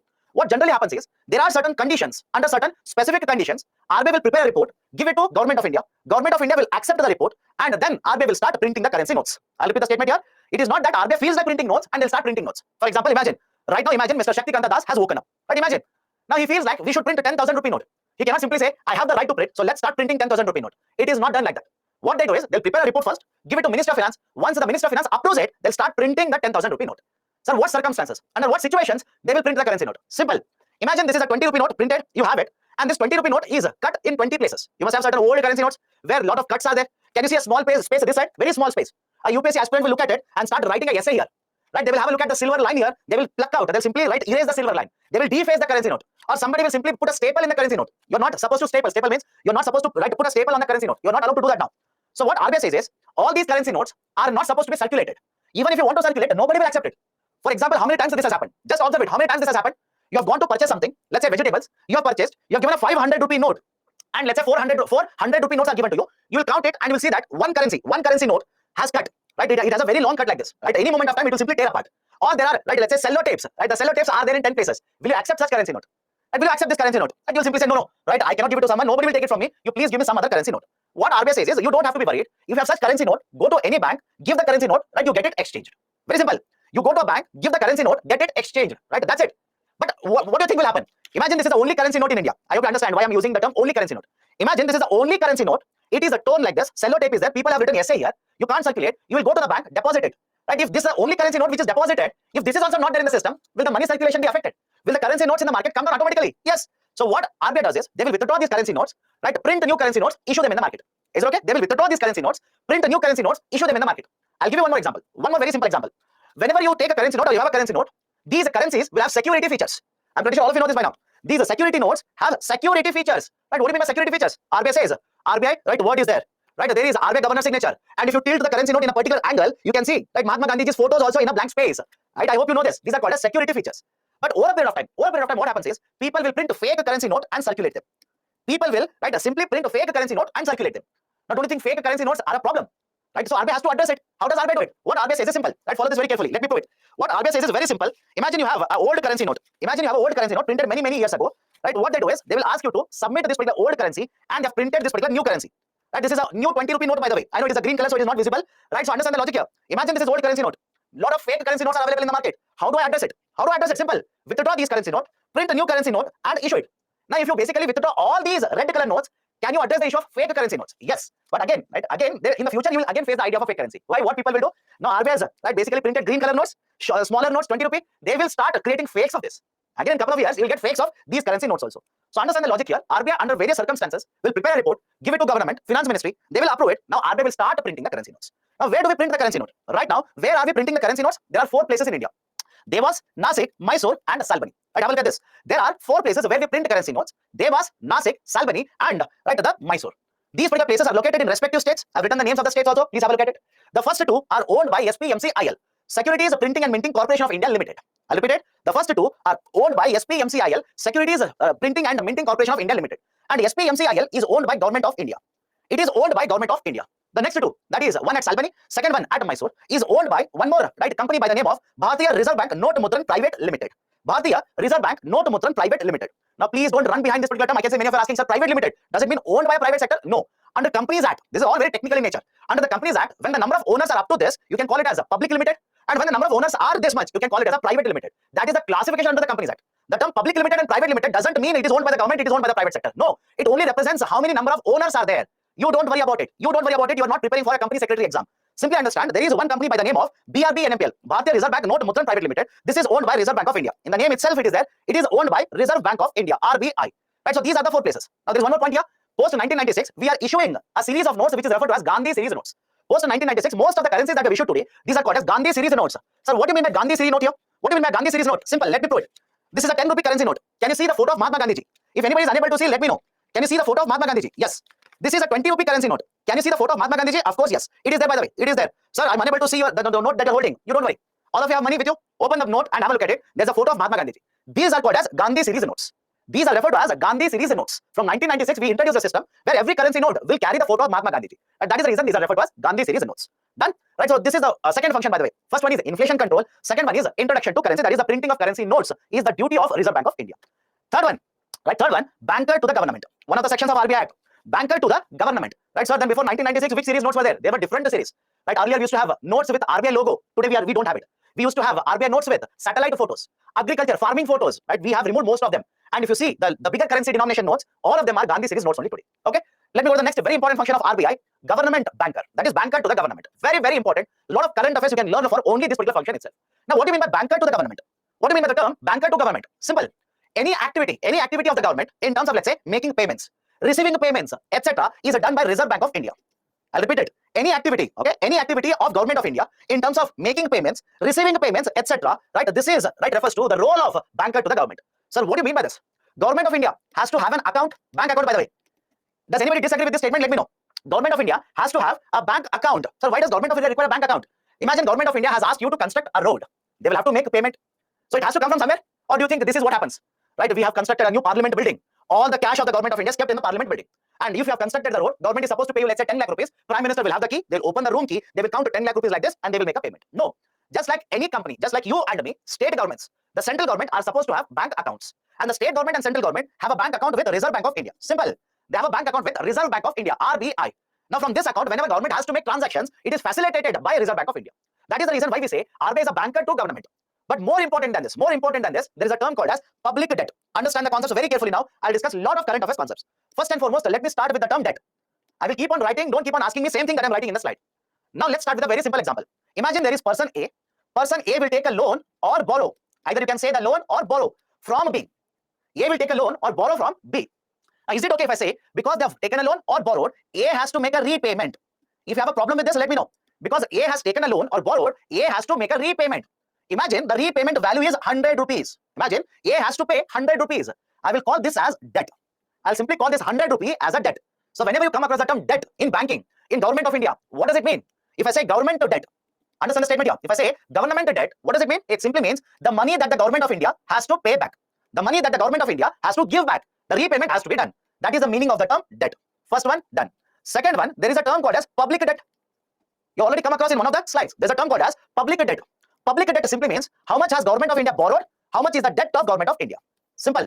When they say public debt, government of India has borrowed, how much money does the government of India have to repay? That is a public debt. Now, do not be confused between the term public debt and general debt. Very often students get confused here. Right? The idea of a public debt or general debt is very simple. Public debt simply refers to the money that is supposed to be repaid by the government of India, central government. Just like the central government, state governments also have borrowed money. If you have a problem, let me know. If just like the state government, just the central government, even the state government has borrowed money. Now the state government also is supposed to make a payment. So that is the reason whenever you come across the term general debt, it is the debt of the central government and state government. It is the debt of the central government and state government. So understand the concept very carefully. Debt means the money that you owe, the money that you're supposed to repay. Many of you are concerned about interest. Please remember this. Government of India pays interest annually. Have you understand this? Government of India pays the interest annually. It doesn't hold the interest and pay you lump sum amount. No. Annually, Government of India will pay the interest. That's the reason I'm not taking it here. What about public debt and general debt? Public debt is equal to the debt of Government of India. And the second one, general debt means the debt of the central government and the state government. So how public debt is equal to government debt? Arey Baba, I'm telling you, public here is Government of India. So public debt is equal to Government of India's debt. Okay, let me go to the next point. Third very important point. It is the function of government, it is the function of RBI to maintain the public debt. There's a statement, by the way. Sir, where it is there? We have never seen it. Right? We have never seen that particular statement. Let me show it to you. It is the function of RBI to manage the public debt. It is there, by the way. You should remember it. Now, what do you mean by that? Let's start. Let's start with the third point here. Right? Whenever I say it is the function of RBI to manage the public debt, it simply means Government of India borrows the money from the market. Government of India borrows the money. So why does Government of India borrow money? Annually, Government of India will announce a budget wherein Government of India says, I will sell, right? I will sell. Certain companies collect money. I will collect taxes from you. I will collect this amount from you, this way, which means annually Government of India is giving you certain amount of income they have earned. But at the same point of time, Government of India will also spend money. Government of India will also spend money. And in case of India, remember this, the amount of expenditure incurred is greater than income earned. Simple. How much government is spending is more than how much they are earning. So what they do is to bridge this, to basically bridge the problem here, to address the problem, they will borrow money from the market. Right? How does government borrow? Arey Baba, wait, no. Why you people are in such a hurry? I'm discussing that only. Please wait. So imagine you have to spend 100 rupees, but you have earned income of 80 rupees only. Right? Imagine yourself. Imagine you have to spend 100 rupees, but you have earned only 80 rupees. Is it possible? I understand this. You have earned 80, you want to spend 100 rupees. Right? Strictly looking at only these two numbers, is it possible? No. There is a gap. Gap of how much? 20 rupees. This is nothing but you are borrowing. You will borrow money. Right? You'll simply borrow money. And just like you, Government of India is doing the same thing. Government of India borrows money. Now, what kind of borrowings they do? From where they borrow? Simple. They will borrow from domestic market. For example, right? Understand, I'll explain this also. You'll have to wait. Don't jump the gun always. They will borrow from the domestic market, that is within India. Within India, they will borrow. They will borrow from foreign market or external market. They will borrow from domestic market. They will borrow from external market. For example, Government of India has borrowed money from World Bank. You can borrow money from, let's say, the Asian Development Bank. Is it okay if I say both are external agencies? These are not present in India. These are external agencies. And if Government of India borrows money from external market like this is external borrowing. And now is it okay if I say that if you're borrowing from external market, I can simply call this as external debt. If you're borrowing from external market, I can call this as external debt. And if you're borrowing in the domestic market, I can call this as domestic or internal debt. By the way, I'm not discussing any technical aspect here. I'm just trying to give you inferences. If you borrow within India, I'll call this as internal debt. If you borrow from outside India, I'll call this as external debt. It should be very simple to understand here. Now, what about this internal debt and external debt? Let's start. The next very important point, number 5. Most of the borrowing, right? Most of the borrowing is internal for Government of India. Most of the borrowing is internal for Government of India. That is, if you count how much money Government of India has borrowed, most of it, that is generally around 95% of it, is internal in nature. So what do you mean by this? Imagine Government of India is there. They have borrowed totally 100 crore rupees. Out of 100 crore rupees, around 95 crore rupees is internal borrowing. They borrowed in the internal market itself. Now, when I say internal borrowing, I'll go to the next point. When I say internal borrowing, how do they borrow? Right? How does Government of India borrow? They borrow mainly by issuing government securities. Very, very important. Remember this. They borrow mainly by issuing government securities. What do you mean by government securities? Let's try and understand. Follow this very carefully. Can you see a piece of paper in my hand? A sheet in my hand. Arey Baba, I'm explaining that only. Wait, what is example of domestic borrowing, etc.? I'm explaining that only. Right? Can you see a piece of paper in my hand? Of course, yes. Not readable. Arey Baba, right? It is there 100 rupees, 6% is written, 3 years is written. Please check. Right? 100 rupees is written, 6% is written, and 3 years is written. Now, can you read it? Okay, now can you read it? 100 rupee, 6% and 3 years. Now imagine, right? Understand this. This is the piece of paper printed by government. Government of India has printed this. They will give you this piece of paper. Government will give you this piece of paper and collect 100 rupees from you. I repeat, Government of India will issue this particular piece of paper and collect 100 rupees from you for how many months? For how many years? 3 years. And what is the rate of interest you will earn? You will earn a rate of interest of 6%. I will repeat the statement here. Imagine Government of India has printed this piece of paper. I'll come to technical terms also. Just give me a minute. Government of India has printed this piece of paper. They will give it to you, right? Sir, in which form they are borrowing? But what am I doing, Baba? What am I doing now? I'm explaining the same thing, right? So follow this, right?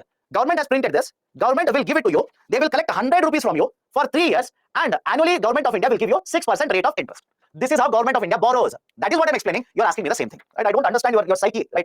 Now understand this very carefully. There are, right, and this instrument, by the way, right, whatever I'm holding in my hand here, this is nothing but government security. This is nothing but government security, right? What is the government security? These are the instruments which are issued by the government to borrow from the market. I'll repeat the statement here, right? I'll repeat the statement. These are instruments, right? These are instruments which are issued by the government to borrow from the market. To borrow from the market. So what do you mean by market here? Can you purchase this instrument? Yes. Can a mutual fund company purchase it? Yes. Can a bank purchase it? Yes. Can a foreign investment company purchase it? Of course, yes. Right? Anybody in the market can purchase these instruments. So follow this carefully.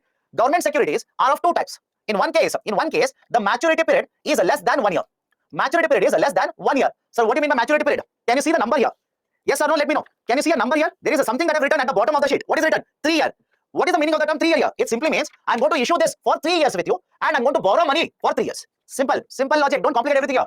Whatever is written, that is maturity period. So if I give it to you, it is for 3 years. I will borrow for 3 years. So based on the maturity period, 1 year, less than 1 year, and based on maturity period, greater than 1 year, we will divide the government securities into two types. Based on the maturity period less than 1 year, and based on the maturity period greater than 1 year. Whenever it is less than 1 year, these are called as treasury bills. These are called as treasury bills. And based on the maturity period more than 1 year, we'll call these as dated securities. These are referred to as dated securities. Now, what kind of dated securities do we have? We have dated securities which have maturity period of 2 years. We have dated securities which have a maturity period of 3 years, 5, 10, 14, 20, 30, 40 like this. In fact, I've written it. Have a look at this. The dated securities have a maturity period of 2 years, 3 years, 5, 10, 14, 30, 40. Right now, the dated security which has the highest maturity period is 40 years. I'll repeat it. Right, the dated security which has the highest maturity, it is 40 years. It was in fact issued by the government 2 years ago during pandemic. Please remember it.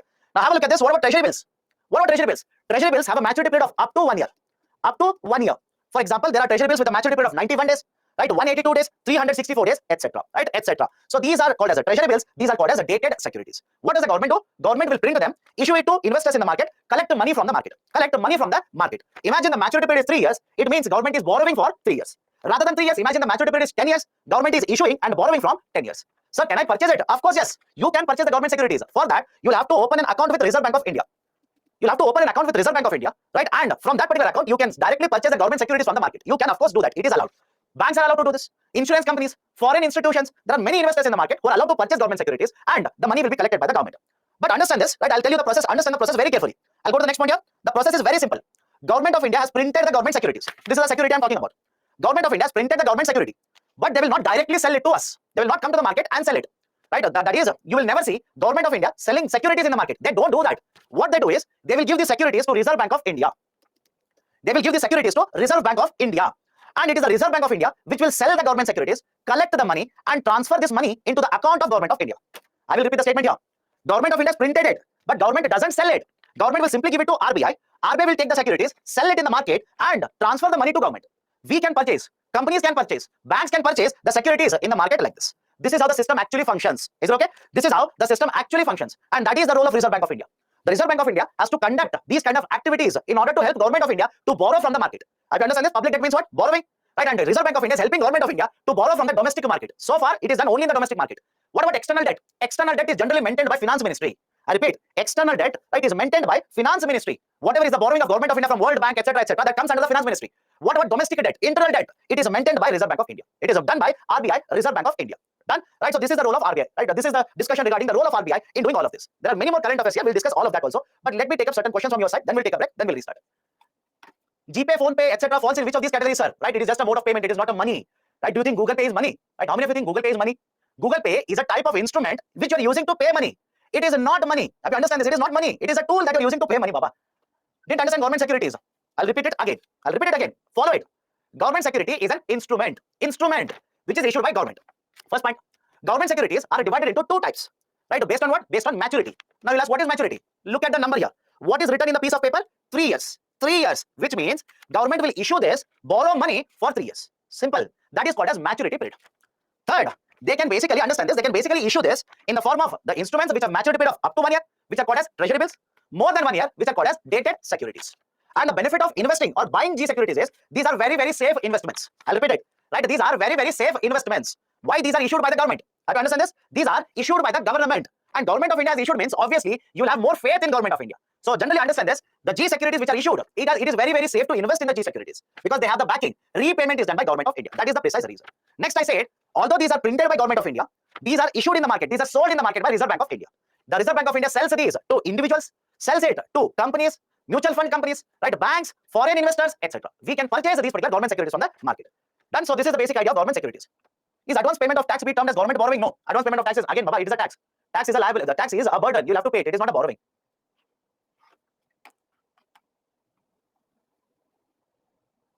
How money is earned on government securities? Where are you, Baba? What is the 6%? What is the 6% I told you? I told you it is interest rate. When I explain, I don't know what you keep on looking at. What is the 6%? What have I written? Rather than simply saying everything orally, right? There's a piece of paper. At least see the piece of paper.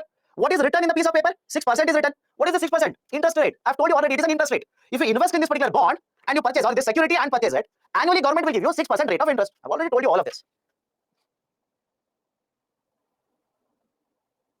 Please ask relevant questions. Don't worry about everybody else. What is your question? Focus on that. What do you want? What others are asking? What is your question? Ask that. Right? Simply don't complicate everything. What is the question? Ask that. Is there any limit to print government securities? Of course, there has to be a limit. You tell me, right? Many of you are concerned about it. Sir, we know that we can print currencies. Why are we not doing it? Why are we simply not doing it? Giving it to everybody and right, we can address poverty. Is it possible? Is it feasible? We have discussed this, by the way, when we discussed inflation. If you do that, that will contribute to inflation. Sir, I'm not asking about RBI, I'm asking about government of India. Right? Let's replace government of India. Let's put you in the place of government of India. Can you borrow in the market? Can you borrow from your friend? Can you borrow from the bank? Of course, yes, you can borrow. Why don't you keep on borrowing unlimited amount of money? Is there a danger? Is there a problem with that? Of course, yes. Apply the same logic to government also. Na? Why don't you just think logically? If you keep on borrowing unlimited amount of money, where will you have the money to repay all of it? Don't you think that's a danger? You want government of India to become Sri Lankan government? Just think of it, you will understand.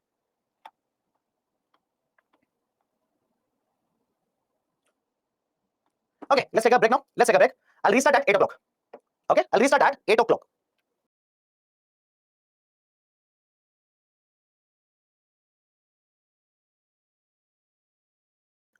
Right, let's start. Any issue with the sound? Any issue with the sound? I'm audible to you people? No? Hello? Hello? Okay, yes.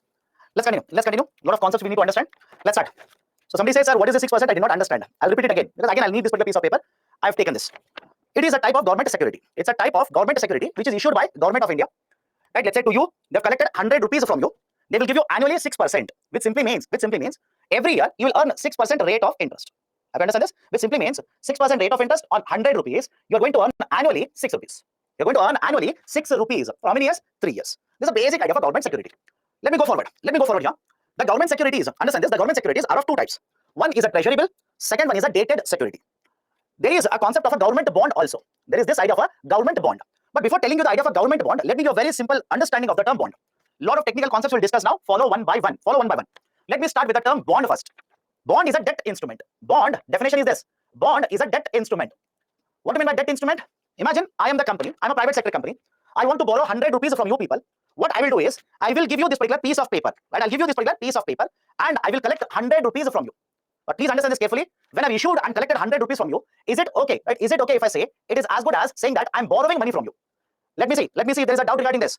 I'm giving this particular piece of paper. I am telling you that give me 100 rupees for 3 years. I will give you 6% every year. It simply means I've taken 100 rupees from you for a duration of how much? 3 years. It is as good as saying I'm borrowing money. So when I borrow money, is the term debt associated with it? Simple logic. If I'm borrowing money, is the term debt associated with it? Of course, yes. If I borrow, it simply means I have a debt. So now look at it. This one that I'm showing to you people right now is an example of a bond. Right now, what I'm showing to you people is an example of a bond. Right? You will not get these types of bonds in the market today. Why? I'll tell you. There is no printing of the bonds. Right? We don't print the bonds now. We simply issue them in the digital manner itself. There's no printing of the bonds. But earlier, if I want to give an example, earlier bonds, I can show it to you. Please don't mug up anything from this. UPSC will not ask you to draw a bond, etc. Please don't waste your time. It is a bond which has been issued by Government of India. Can you see the term bond in the slide? Yes or no? Let me know. Can you see the term bond in the slide? Yes, it is there in the picture. Government of India bond. Right? This is one more type of a bond which has been issued again by Government of India. This is one more type of the bond which has been issued by a state government of Bihar. But please understand the logic here. Either this is issued, I'll write the name so that you understand. Either A is issued, B is issued, or C is issued. Doesn't matter. What are the governments trying to do here? Governments are issuing them and borrowing money. Simple. Governments are issuing them and borrow money from the market. And always remember this, whenever you come across the term bond, these instruments have a maturity period of more than 1 year. I will repeat the statement here. Whenever you come across the term bond, these instruments have a maturity period of more than 1 year. Now again, you people are asking, sir, what is bond? Right? Again, see, understand this. Bond simply means it's a debt instrument. Debt means what? It is an instrument to borrow from the market. To borrow from the market. The next very important point: the bonds can be issued by government. It could be central government. It could be state government. It could be central government and state government. And the next point, I hope you remember it. I said bonds means they have a maturity period of more than 1 year. Now go back to the previous slide. Answer to my question. Look at it and answer. It is there in front of you. Which of the securities issued by the government? Which of the securities issued by the government have a maturity period of more than 1 year? By the way, it is there in front of you. Right? Sorry, you'll introduce something else now. Which of the securities issued by the government has a maturity period of more than 1 year? Dated securities. Now, because the dated securities have a period of more than 1 year, government uses them to borrow from the market. These are also referred to as government bonds.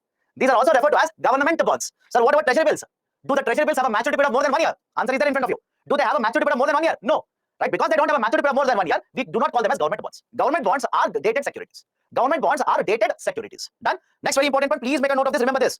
The state government is also allowed to issue bonds. Just like the central government, state government is also allowed to issue bonds, and they are technically referred to as state development loans. These are referred to as state development loans. Right? SDL. State development loans. Right? So central government dated securities, state government state development loans. Let me go to the next one. Now I'll ask you a very simple question. Right? This is a bond that I'm holding. What is the value of the bond? What is the rupee value of the bond? Answer to me. What is the rupee value of the bond? 100 rupee. If I ask you why you're saying 100 rupee, you'll simply say, right? Sandeep says 180 rupees. No, Baba, I'm asking what is the value? What is the return on the bond? Don't calculate for 3 years, etc. Don't complicate. Let's start with simple. What is return on the bond? 100 rupees. Now this is called as face value of the bond. Look at the slide. Are the 3 bonds visible to you? Let me know yes or no. Are the 3 bonds visible to you? Right? In the first one, what is the face value? In case of A, what is the face value? 100 rupees return on the bond. So what is the face value? 100 rupees. Come to the bond B. Come to bond B. How much is return on the bond? 100 rupees. Face value is 100 rupees. Come to the bond C. How much is return on the bond? 10 rupee. Face value is 10. Simple. Have you understand this? Simple. Don't complicate all of it. Whatever is written on the bond, that is called as face value of the bond. It is called as face value. Somebody says 110 is written. In which, Baba, let me know. In which A, B or C? Where have you written it as, or where I have shown a picture where it is 110? It is rupees 100. The second one, complete picture. Okay, my mistake.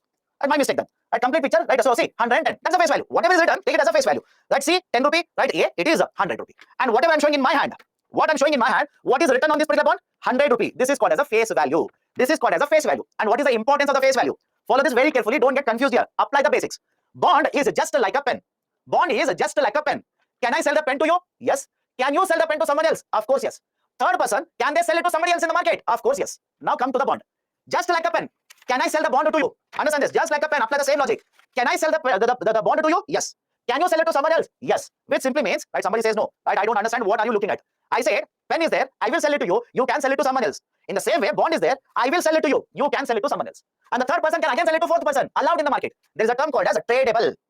There's a term called as tradable. Tradable means what? These can be bought and sold in the market.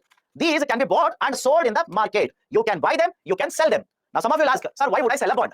A very valid question. Why will I sell the bond? Don't worry about face value. I'll come to that. Just give me some time, Baba. Don't worry. Right. So, what is the reason? Why will I sell this particular bond? I want money. As simple as this. I want cash. I will sell it. Is it not a very valid reason? Of course, yes. Rather than investing in the bond, you want the money and invest in gold. Very valid reason.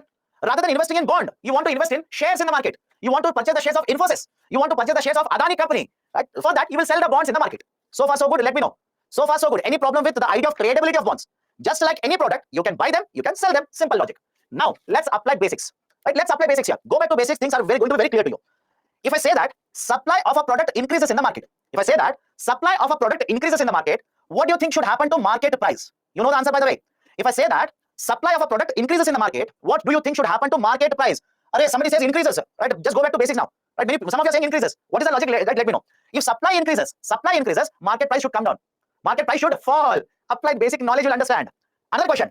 If the demand increases, what do you think should happen to market price?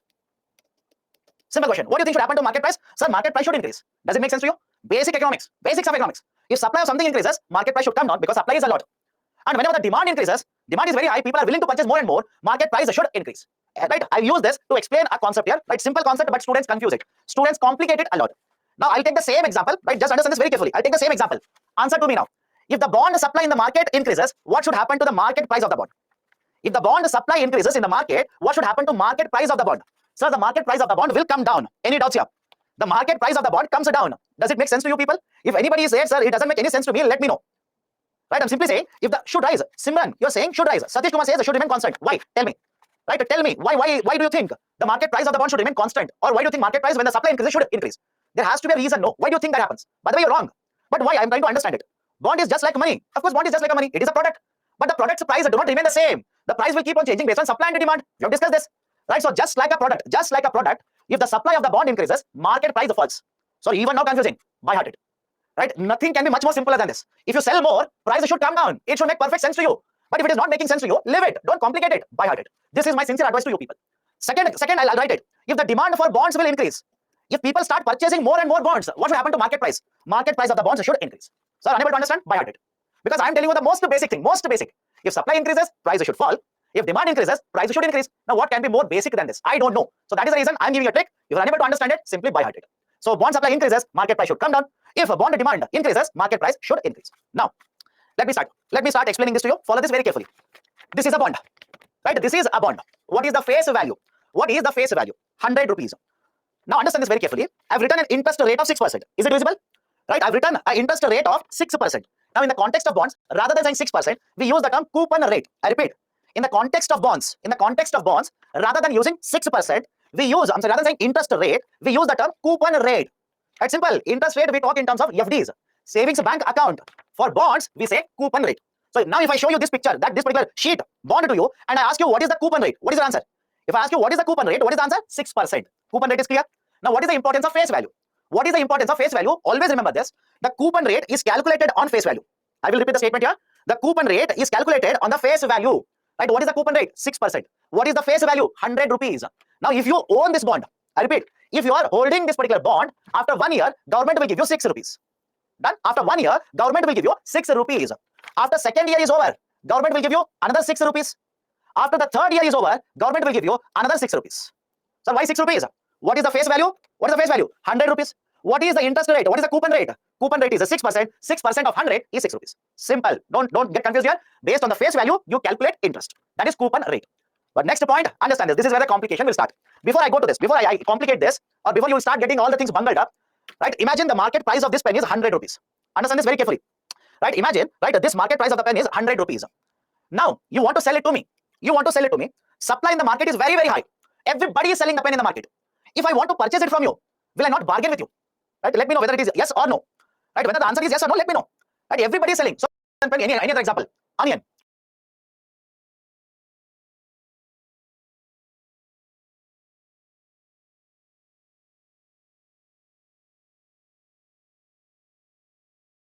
Right? What is the coupon rate? 6%. What is the face value? What is the interest rate? What is the coupon rate? Coupon rate is a 6%. 6% of 100 is 6 rupees. Simple. Don't get confused here. Based on the face value, you calculate interest. That is coupon rate. But next point, understand this. This is where the complication will start. Before I go to this, before I complicate this, or before you start getting all the things bungled up, right? Imagine the market price of this pen is 100 rupees. Understand this very carefully. Right? Imagine, right? This market price of the pen is 100 rupees. Now, you want to sell it to me. Supply in the market is very, very high. Everybody is selling the pen in the market. If I want to purchase it from you, will I not bargain with you? Right? Let me know whether it is yes or no. Right? Whether the answer is yes or no, let me know. Right? Everybody is selling. So rather than pen, any other example, onion or tomato. Just replace a bond with onion, tomato, and start understanding it. Imagine you are the producer of tomato. You have spent 100 rupees to produce tomato. Now you want to sell it in the market, want to earn 100 rupees. But just like you, many farmers have produced a tomato. All of you will bring tomato to the market. Supply is very high. Now you tell me, will you be able to sell the tomato at 100 rupees or less than 100 rupees? Simple. I hope you understand this. Will you be able to sell the tomato at 100 rupees or less than 100? Obviously, answer is less than 100. If you are unable to understand it, then don't go to market in simple terms. Never go to shopping. You will end up incurring a loss. Now replace a tomato with a bond. Replace a tomato with a bond now. What is the value of the bond? 100 rupees. Everybody in the market wants to sell the bond at 100 rupees. I want to purchase it. Will I give you 100 rupees or less than 100 rupees? Apply the same logic, by the way. Apply the same logic. Nothing difficult here. It has to be less than 100 rupees. So whatever might be the face value, right, the market price will be less than that. Market price will fall down. Why? Everybody wants to sell the bonds in the market. The supply of the bonds has increased. So what will happen to market prices? Fall down. I understand market prices automatically will fall down. Now opposite side of it. Right? Let's say tomato you have cultivated 100 rupee, but right, understand very few sellers in the market. Very few people are selling tomato in the market. Now everybody wants to purchase tomato. All of them will come to you and say, give me tomato. Sell the tomato to me. Now when the demand is so high, what will you do? Will you sell the tomato at 100 rupee or more than 100? Start answering. Will you sell more than 100 or less than 100 or 100? More than 100. Why? You know that demand is higher. People want to purchase it. Even if you sell it at 110 rupees, people have money, they will purchase it. Now replace tomato with this. Replace tomato with this. So when you know that demand is very, very high, at what price will you sell it? Have you understand? At what price will you sell it? More than 100. So now does it make a sense to you people? Whatever might be the face value, forget it. Face value is only useful to calculate coupon. Have you understand this? Face value is always used to calculate coupon. But apart from that, these bonds can be purchased, can be sold at more than 100, less than 100. And it will depend upon the situation in the market. It is not your interest. It is the market which will decide. If in the market everybody wants to sell the bond, then the supply is more, market prices will fall. In the market, people want to purchase it. Right? Demand is very high, market price will rise up. Right? So no, I will decide the price. Right? I'll explain it. Right? Some of you will say, no, sir, I'll decide the price. I'm the owner of the bond. Now replace a bond with a tomato. Replace a bond with a tomato. Right? You immediately understand it. You have taken the tomato, you want to sell it at 100 rupees. Everybody in the market, right? Understand this. Everybody in the market, apart from you, there are so many other sellers. If you stick to the price of 100 rupees, who will purchase it from you? But some of you will say, sir, I'm the owner. Let me decide it. Right? Market will say, okay, you decide it. Right? Everybody else is negotiating. Somebody is selling at 92, somebody is selling at 95. You have stuck to your guns. Nothing less than 100 rupees. Now tell me, who will purchase it from you? Will anybody purchase? Nobody will purchase. What is the only option now? Either keep the bond with you only or reduce the price, sell it. This is exactly what will happen in the market. This is exactly what will happen in the market in terms of bond also. Now do not be confused here. Do not be confused. Let me explain it. What is this idea? One is coupon rate. What is a coupon rate? Coupon rate is decided on the face value. And remember this, coupon rate on face value, that calculation is fixed. That calculation is fixed. The government doesn't change it. So what do you mean by this? Imagine I have purchased it. And let's say I am person A. Okay, I purchased it. I am person A. And imagine I purchased it from Government of India and I paid 100 rupees. Now if I don't sell it to anyone, if I keep it with myself, annually government will give me how much coupon? Government will give me 6% of 100 rupees. Government will give me 6% of 100 rupees. That is what will happen. But what I will do, I will sell it to you. You are B, by the way. I will sell it to you. You are B, by the way. Now, is it okay if I say that there are two situations that can happen here? I can sell it to you at more than 100 rupees. Is it possible? Let me know if there's a problem here. I can sell it to you at more than 100 rupees, or I can sell it to you at less than 100 rupees. Both are the possibilities. Now, let's say I will sell it to you at more than 100 rupees. Right? The face value is 100. You paid 110 rupees and you purchased the bond from me. Now, government says, imagine you purchased it and the year is over. Government simply says, you could have purchased at 120 rupees also, 130 rupees also, or 140 rupees also, doesn't matter to me. What I promised was, I would give 6% on 100 rupees. I'll repeat the statement. Government, when they issued this particular bond, they said, I will give you 6% on 100 rupees. You could have paid 120, but that doesn't matter to me. What I will do is, you have paid 110 rupees to purchase the bond, but I'll still calculate 6% of face value. I will give you 6 rupees. I'll repeat the statement. I will repeat the statement. You can pay any price for a bond and purchase it. But Government of India simply says, I have told, when I issued it, I clearly stated, I will give 6% of 100 rupees. So I will not change anything. I will still give you 6 rupees on your investment. Sir, what if I purchase it at 90 rupees? What if I purchase it at 90 rupees? Government says, congrats. You're lucky. You purchase it at 90 rupees. That doesn't change anything related to this. You purchase at 90. Now imagine the year is over. I will calculate 6% at 100 rupees. I will give you 6 rupees. Have you understand this? I will still calculate 6% at 100. I will give you 6. But now understand this very carefully. Understand this very carefully. You will earn a coupon rate of 6 rupees. You will earn a coupon rate of 6 rupees. But please understand this carefully. When you invest 110 and earn 6 rupees, your percentage returns is different. And when you invest 90 rupees and earn 6 rupees, your percentage returns will change. I'll repeat the statement here. Right? I'll repeat the statement here. When you invest in a bond, purchase it by paying 110 rupees, then you get 6 rupees. That's a coupon. Coupon is fixed. They will give you 6 rupees. But how much is your returns? As a percentage, how much is your returns? Don't you think that will change? If you invest 6 rupees and you invest, right, if you get 6 rupees on your investment of 110, you will earn a different returns compared to another situation when you invest 90 rupees and earn 6 rupees. Sir, how it is calculated? Simple. Let me show you a calculation here. Let me show a calculation here. Right? Imagine this. Right? Imagine a situation where government has issued a bond. Government has issued a bond. And the coupon rate is 8%. Not 6%. I'm taking another example. 8%. A will purchase. This is first example. First example. A will purchase the bond, pay 100 rupees, keep it with himself or herself. They will not sell it. They will keep it with themselves only. Now, if they're keeping with themselves, there is no issue here. 8% is the coupon rate. They've invested 100 rupees and annually they will have an earning of 8 rupees. Right? I understand this. The value of the bond was 100. Face value was 100. You paid 100. So you will receive how much? 8% of 100. So no problem in the example 1. Come to the example 2. Here is the Government of India. It has issued a bond to A. Imagine the face value is 100. A paid the face value and purchased it. So what about coupon rate? Let's say 8% is the coupon rate. Now A will sell this particular bond to his friend or somebody else in the market. A will sell the bond to B, who is another investor in the market. There are two situations. One situation, B will pay 98 rupees and purchase a bond, or B will pay, let's say, 102 rupees and purchase a bond. And both of the situations can exist. But look at this very carefully. Let me take the first one. B has paid 98, purchased the bond. 8% is the coupon rate on a face value of 100. So after the year is over, how much coupon will be earned by B? Coupon. How much is the coupon earned by B? Coupon earned by B is 8 rupees. But how much is the investment done by B? Have you understand this? How much is the investment done by B? 98 rupees. So percentage returns. Percentage returns is nothing but returns that you earned, that is the coupon rate, divided by your investment. So your percentage returns is 8.16%. Your percentage returns is 8.16%. Now I don't need to calculate, but you will answer now. What if it is not 98, rather it is 102? B will still earn 8 rupee coupon. Any doubt here? B will still earn 8 rupee coupon, but the investment done will be 102 rupees. Now tell me what is the percentage returns? What is the percentage returns? It will come somewhere around 7.8%. Again, don't need to calculate it. You don't need to calculate. But will it be less than 8%? I understand this. Will it be less than 8%? Of course, yes. Now understand, I'll put everything in a statement. Right? Understand one by one. Coupon rate is on a face value of a bond. Coupon rate is on face value of the bond. whatever be the market price, this calculation is the same. You could purchase the bond at 110 rupees, 150 rupees, or 20 rupees. Doesn't matter. Government will simply calculate 6% of 100 rupees. But because your investment is changing, how much money you're putting is changing, the percentage returns will change. If you're investing, let's say 50 rupees on a bond whose face value is 100 and the coupon rate is 8%, you will earn a coupon of 8 rupees only. But when you calculate 8 rupees divided by your investment, that is how much is your percentage returns. That is nothing but yield rate, by the way. Yield rate will change. If your investment is, let's say, more than 100, I can understand this. If your investment is more than 100, which is the face value of the bond, coupon rate is 8 rupees, your yield rate, that is the percentage returns, will come down. And if your investment is less than 100 rupees, you will earn a coupon of 8 rupees, your percentage returns will increase.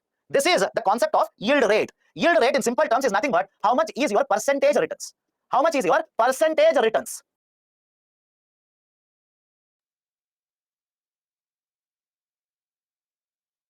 What will happen to yield rate? Start answering, let me see. When the market price of the bond will increase, what will happen to yield rate? Yield rate will come down. So how yield rate will come down? Go back to previous calculation. If your market price of the bond is 102, your returns is coupon rate is 8. Rather than 102, what if it becomes 105? 115, 110. What will happen to yield rate? Yield rate will go down. Remember this relation. And when the market price will go down, what will happen to yield rate? Yield rate increases. Simple. This is what you need to understand. Right? Why UPSC has asked a question on this? Please be very careful. Last year prelims question, please check it. There was a question on yield rates. Now let me ask you a simple question. Try to apply the knowledge and try to answer it. In which of the following situations yield rate will change in the market? I repeat, in which of the following conditions yield rate will change in the market? Investors purchasing more bonds. Start answering. Right? Yes or no? Investors start to purchase more bonds. Somebody says no. Why? Please let me know. And if you say no, why? Let me know. Investors start selling bonds more and more in India. Yes, by the way. Foreign investors coming into India purchasing more government bonds. Yes. Foreign investors selling the bonds going out of India. That is also yes. So understand this. There are many situations like this because of which the demand for the bonds will change. Demand will increase, demand will decrease. When the demand will change, market prices will also change. When the demand will change, market prices will also change. And when the market prices will change, yield rate will change. This is the relation. Please remember this. Okay. Now, where is the application of all of this that you have learned? Where can you apply all of this? I'll discuss two very important tools used by RBI, current affairs. Follow this very carefully. One is Operation Twist. Second one is Government Securities Acquisition Program, GSAP. One is Operation Twist and the second one is Government Securities Acquisition Program. Now follow this very, very carefully. Before I start with Operation Twist, I just want to tell you one tool, one name of a concept. Open market operations. Open market operation. Now what do you mean by open market operation? Open market operation simply means it is the activity conducted by RBI where they will sell and buy bonds. Simple. Government bonds, by the way. Government securities or government bonds. I'll repeat the statement. Open market operation simply means it is an activity conducted by the government where they will buy and sell government securities. There is already government securities in the market. For example, the banks have a lot of government securities. You have government securities. I have purchased government securities. Mutual fund companies, insurance companies have purchased government securities. RBI will sell the government securities or purchase the government securities from the market. This is called as open market operation. Open market operation.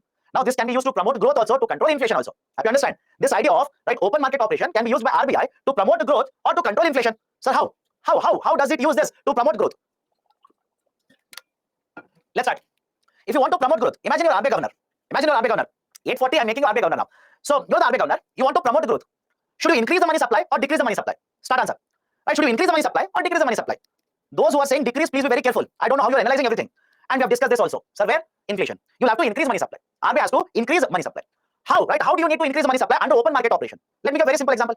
Imagine, right, all of us hold a lot of bonds. All of us have a lot of bonds. What RBI will do is, RBI will purchase the bonds from us, give us money. RBI will purchase the bonds and give us money. Now, is it okay if I say that by doing this, RBI is increasing the money supply? And when the money supply increases, we expect growth to take place in the economy. Right? We expect the growth to take place in the economy. Let me ask you, right, the second part of this. If you're the RBI governor, imagine inflation is very high. Inflation is very high. What will you do in terms of bonds? What will you do? Or first, in terms of money, what will you do? You want to increase the money supply or decrease the money supply? Simple. Sir, I want to decrease the money supply. It should be natural, right? I want to reduce the money supply. How can you do that? How can you reduce money supply? RBI will sell the government securities and take away the money. Have you understand this? RBI will sell the government securities and take the money away. Will the money supply come down? Yes. Will it help in controlling inflation? Yes. So can you prove it? Just see what RBI has done in the last 2 to 3 months. Repo. What has RBI done? For example, repo is a type of open market operation. We'll discuss that later. Please don't worry. Repo is a type of open market operation only. What has RBI done? Increase repo, increase the interest rate, reduce the money supply. That is the simplest example. So there is a term called as open market operation. RBI can increase, right, or decrease the money supply using government securities. They will sell if they want to increase money supply. They will reduce. They will purchase. They will purchase when they want to increase money supply, and they will sell when they want to reduce the money supply. That is the basic idea of open market operation. But in recent times, especially in the last 2.5 years, in recent times, the Reserve Bank of India has introduced 2 new tools under OMO. These are type of OMO only. One is called as an Operation Twist. Second one is GSAP, Government Securities Acquisition Program. Now let's start. What is operation twist? Follow the explanation carefully, that don't confuse the things. What I say, just stick to it. Operation twist is a special type of open market operation wherein RBI simultaneously will sell short-term G securities and purchase long-term G securities. I'll repeat the statement here. Right, operation twist is a special type of OMO wherein RBI simultaneously sells short-term G securities and buys long-term G securities. Why? I'll explain that also. Wait, that's the beauty of operation twist. Now let me ask you a very simple question. Imagine here is RBI. RBI wants to promote growth. Follow this carefully. RBI wants to promote growth using OMO, open market operation. What will RBI do? Increase money supply. Simple. Increase money supply. But understand this very carefully. When RBI purchases, understand this, when RBI purchases G securities, increases money supply, what if the inflation rate is already high? What if inflation rate is already high? Don't you think RBI will further add to inflation? I have to understand this very carefully. RBI wants to promote growth, right? In the last 2 years, that is what has been done by RBI. They want to promote growth. So what they will do? They will purchase the G securities, but there is a danger that inflation is already high. So they will be adding to inflation. So what they did was, this is the reason I said this is a beautiful concept. What they did was, okay, I want to ensure that growth will happen. One way of that is increasing money supply. But if I increase money supply, inflation will further increase. But how about, understand this next point very carefully. How about changing interest rates? How about reducing interest rates without changing the money supply? I will explain how they did it. I'll repeat the statement. You will increase the money supply, that will cause inflation. But how about reducing interest rates in the market without changing the money supply? How they will ensure that, I'll tell you. But answer to my one simple question. If the interest rates in the market go down, what do you think will happen to demand for money? I'll repeat the question. If the interest rate, right, please be very careful, some of you are getting confused. Please be very careful. If the interest rate goes down, will people demand more money or lesser money? People will demand more money. Some of you are saying decreases. How? Explain it to me. Right, if the interest rates will go down, people will take more loans, companies will take more loans, borrowing should increase. And how do you say it will reduce the demand for money? How do you say people will take lesser loans? Let me know what is your argument. But the fact is simple. This is a fact, by the way. I'm not making it up. If the interest rates go down, the demand for money increases. Companies will borrow more money. Companies' investment will increase. And now look at this very carefully. If I purchase the G securities, money supply increases, interest rates can come down, but that will cause inflation. That's a danger. I don't want to do that. Now let's go to the opposite side. So there is a danger of inflation. What RBI does is, simultaneously, at same time itself, RBI will sell government securities. So such a circus. I will explain it. Wait. RBI on one hand is purchasing G securities, let's say worth 1,000 rupees. Follow this. RBI from one side is purchasing the G securities worth 1,000 rupees, which means they are increasing the money supply by 1,000 rupees. Agreed? But simultaneously, what RBI is doing is, it is selling G securities worth 1,000 rupees, thereby removing 1,000 rupees from the market. Now tell me, if you simultaneously add 1,000 rupees and remove 1,000 rupees from the market, what will happen to money supply? I hope you understand this. If you simultaneously, Baba, right? Some of you say reduces, increases. How? Right? Let me show it. I don't know what kind of analytics you people do. If you're finding these concepts are difficult, then I feel that economics as a subject for UPSC will be very difficult.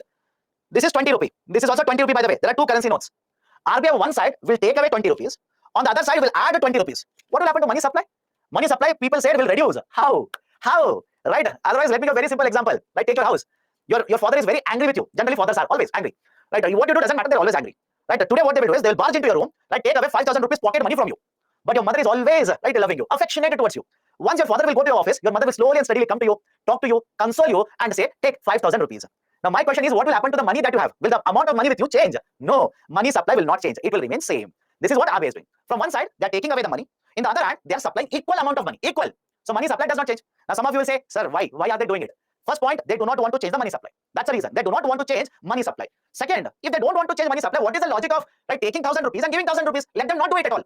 Many of you will say this. What is the point of supplying 1,000 and taking 1,000 rupees and making the money supply change? Let them not do it. Anyways, money supply will not change. That is the beauty. Understand this very carefully. Whenever I say RBI sells the G securities, these are short-term G securities. 5-year G securities. 5 year means maturity period of 5 years. When RBI purchases G securities, these are 10-year G securities. Both are not one and the same. That is the beauty of this concept. Sir, what is the importance? What is the importance? I'll explain it to you. One more question to you people. One more question, very simple question, by the way, to you people. Out of all the banks in India, forget about RBI, don't say RBI. Out of all the banks in India, which of the bank or which one bank do you think is a standard for all the banks? I'll repeat the statement. Simple question, by the way. Out of all the banks in India, which bank do you think is a standard for all the banks? That is, if this bank does something, right, most of the other banks will simply follow. Answer is SBI, State Bank of India. Very, very big bank. The bank which has the highest amount of deposits in India, highest amount of assets in India, SBI. Now imagine you have a bank. Follow this carefully. Imagine you have a bank. SBI will give a loan and they will reduce the interest rate. What will you do? Answer to my question. You have a bank. SBI is giving loans now, new products. They have reduced the interest rate on the loan. What will you do? If you keep at the same rate of interest, people will run to SBI. I understand, because they are offering lower rate of interest. Now you don't have any option but to follow the standard and reduce your rate of interest. If SBI increases the rate of interest, right? They are saying, I will give more rate of interest. I will have to charge more rate of interest on the loans that I'm giving. What will you do? Most of the times, you will also follow SBI. Why? Simple answer. SBI is the standard. SBI is a torch bearer. Wherever SBI goes like this, the way SBI moves, other banks will keep on moving in the same direction. Done. You need to apply the same logic in government bonds. We have a government bond of maturity 2 years, 3 years, 5 years, 10 years, 30 years, 40 years. We have different types of bonds. Out of all of these bonds, remember this, the 10-year government security, which has a maturity period of 10 years, is the market benchmark. It is the market standard. It is a market standard, or else they'll simply say it is a market benchmark. It is a benchmark in the market, a standard tool in the market to compare. Now, if I were to say, if the yield rate on 10-year government security rises, I have to understand this. What do you mean by benchmark? A standard. I repeat, I'm saying this, you are typing it. Benchmark is nothing but a standard. You are comparing everything else against that only. Now, answer to my question. The yield rate on 10-year G security has increased. You want to borrow from the market. Will you pay more rate of interest or less rate of interest? I will repeat the statement here. Right? I'll repeat it. The yield rate on 10-year G security, imagine, has increased. You want to borrow. You're not lending. You want to borrow from the market. What do you mean by borrow, sir? You want to issue a bond in the market. Do you have to offer higher interest rate or lower interest rate? Lower interest rate. Right? Many of you are answering lower. Let me give you a simple example. I'll clarify it. Right answer is you'll have to offer higher interest rate. But why? Let me explain it. Imagine here is the investor A. Simple. Let's start. Understand this. Imagine here is the investor A. Investor has 100 rupee right with them. You want to get that particular 100 rupees. You want to borrow that 100 rupees. You're offering 4% rate of interest. And here is a 10-year G security. Here is a 10-year G security which is offering a yield rate of 5%.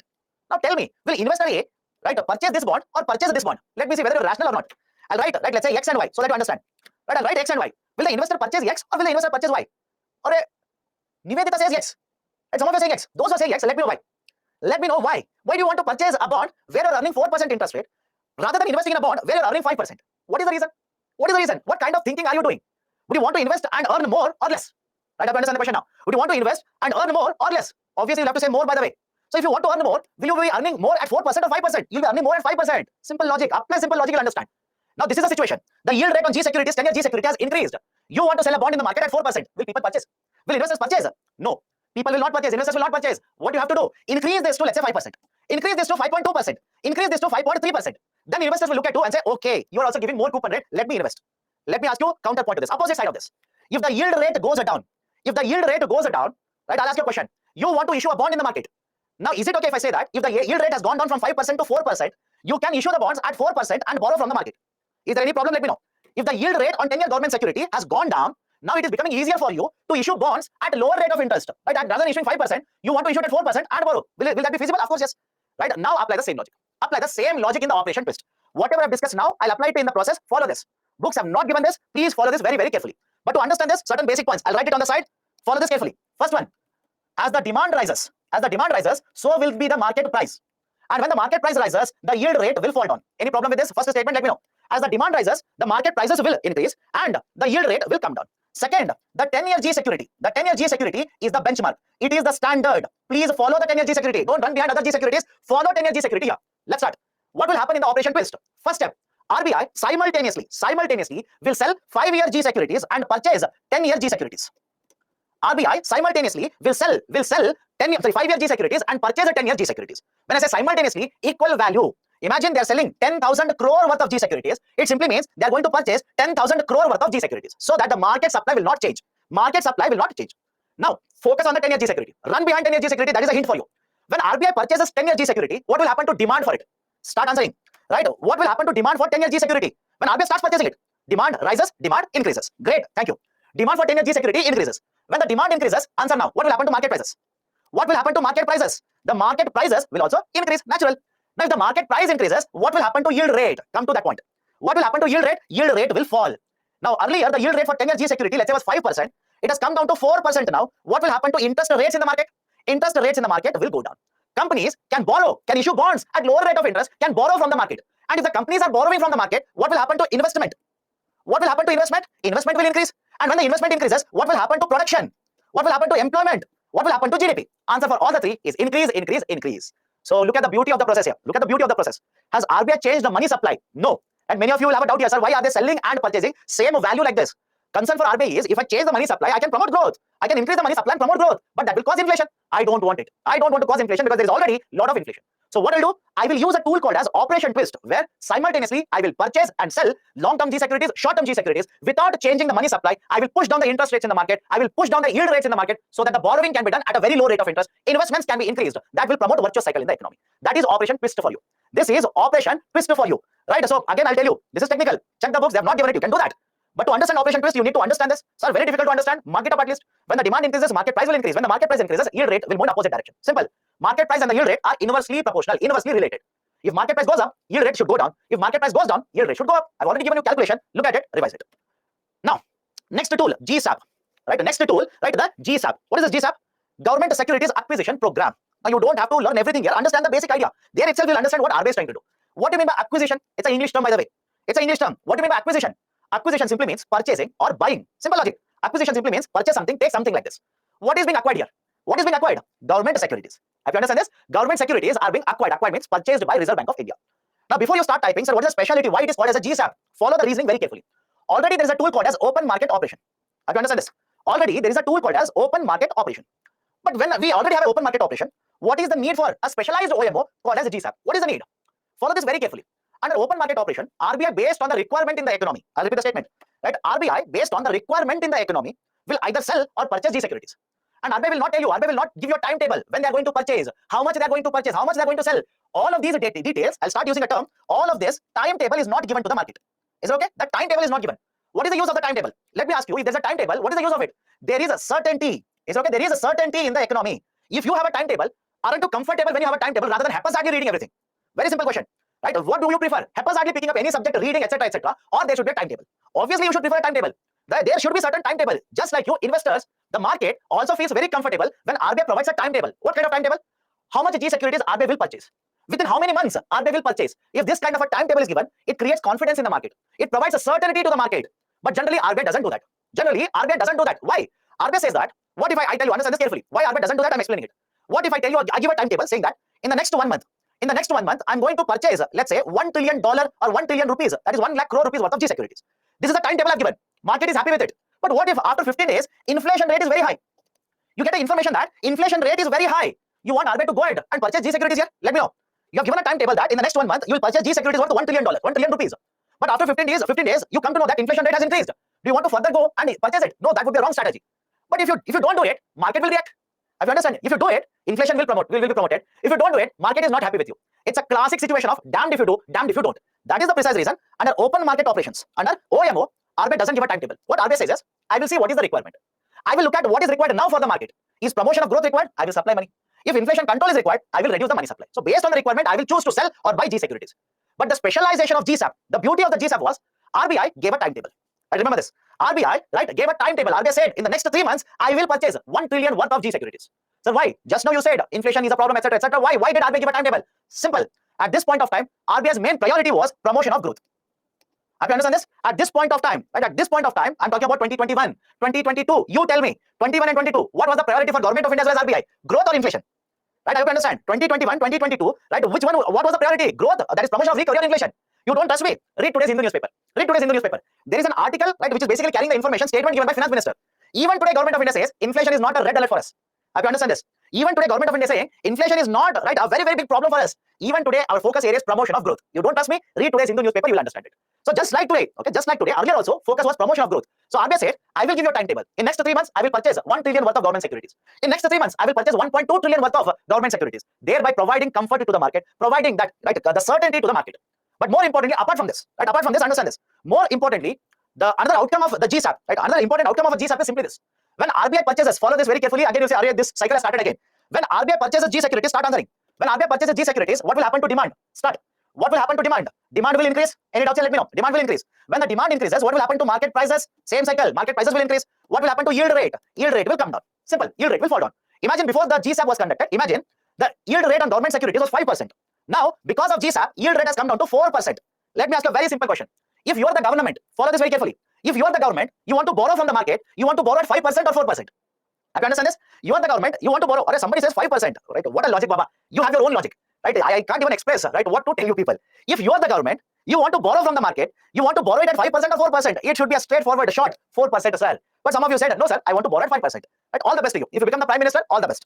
So understand this very carefully, right? Understand this very carefully. Because the GSAP has pushed down the yield rate, now Government of India will be able to borrow at lower rate of interest. I'll repeat it. Because the yield rate has gone down now, government will be able to sell the bonds again in the market at 4% at a lower rate of interest. Will it not help the Government of India? If you basically are selling the bonds at 4% interest rate, is it helping Government of India or not? Of course, yes. Sir, in what way? You are paying lesser coupon now. You are paying lesser coupon. That is the beauty of, right? That is the beauty of the GSAP. Done, right? That is the basic idea of GSAP. Okay, right? So this is a discussion regarding the two tools, GSAP as well as yield rate. Right? Somebody says, sir, you are using interest rate somewhere, you are using yield rate somewhere. Understand what I'm saying. First, understand what I'm saying. If you don't listen to me carefully, it doesn't make sense. Even if I repeat 10 times, even then it doesn't make any sense to you. The yield rate has come down from 5% to 4%, which means the government bonds, if you invest, you are going to earn 4% returns. Percentage returns, yield rate, please go back. If you are earning 4% returns, why will I offer to you 5% by selling a bond?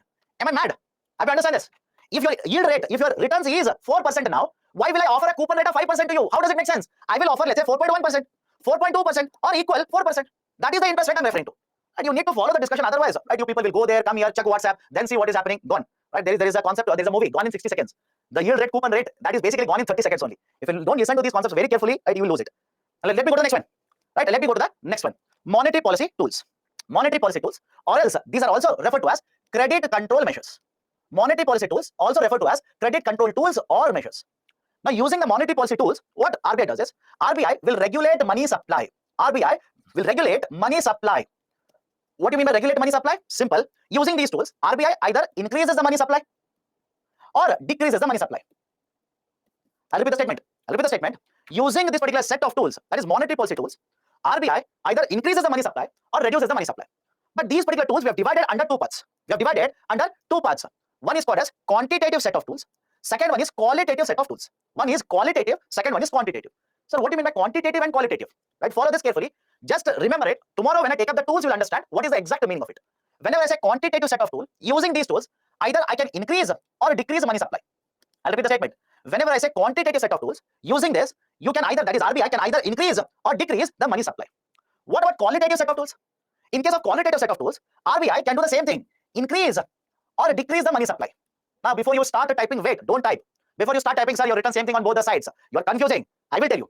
Whenever I use the term quantitative, they will increase the money supply or decrease the money supply in the overall economy. In the overall system, you can use these tools to increase or decrease the money supply.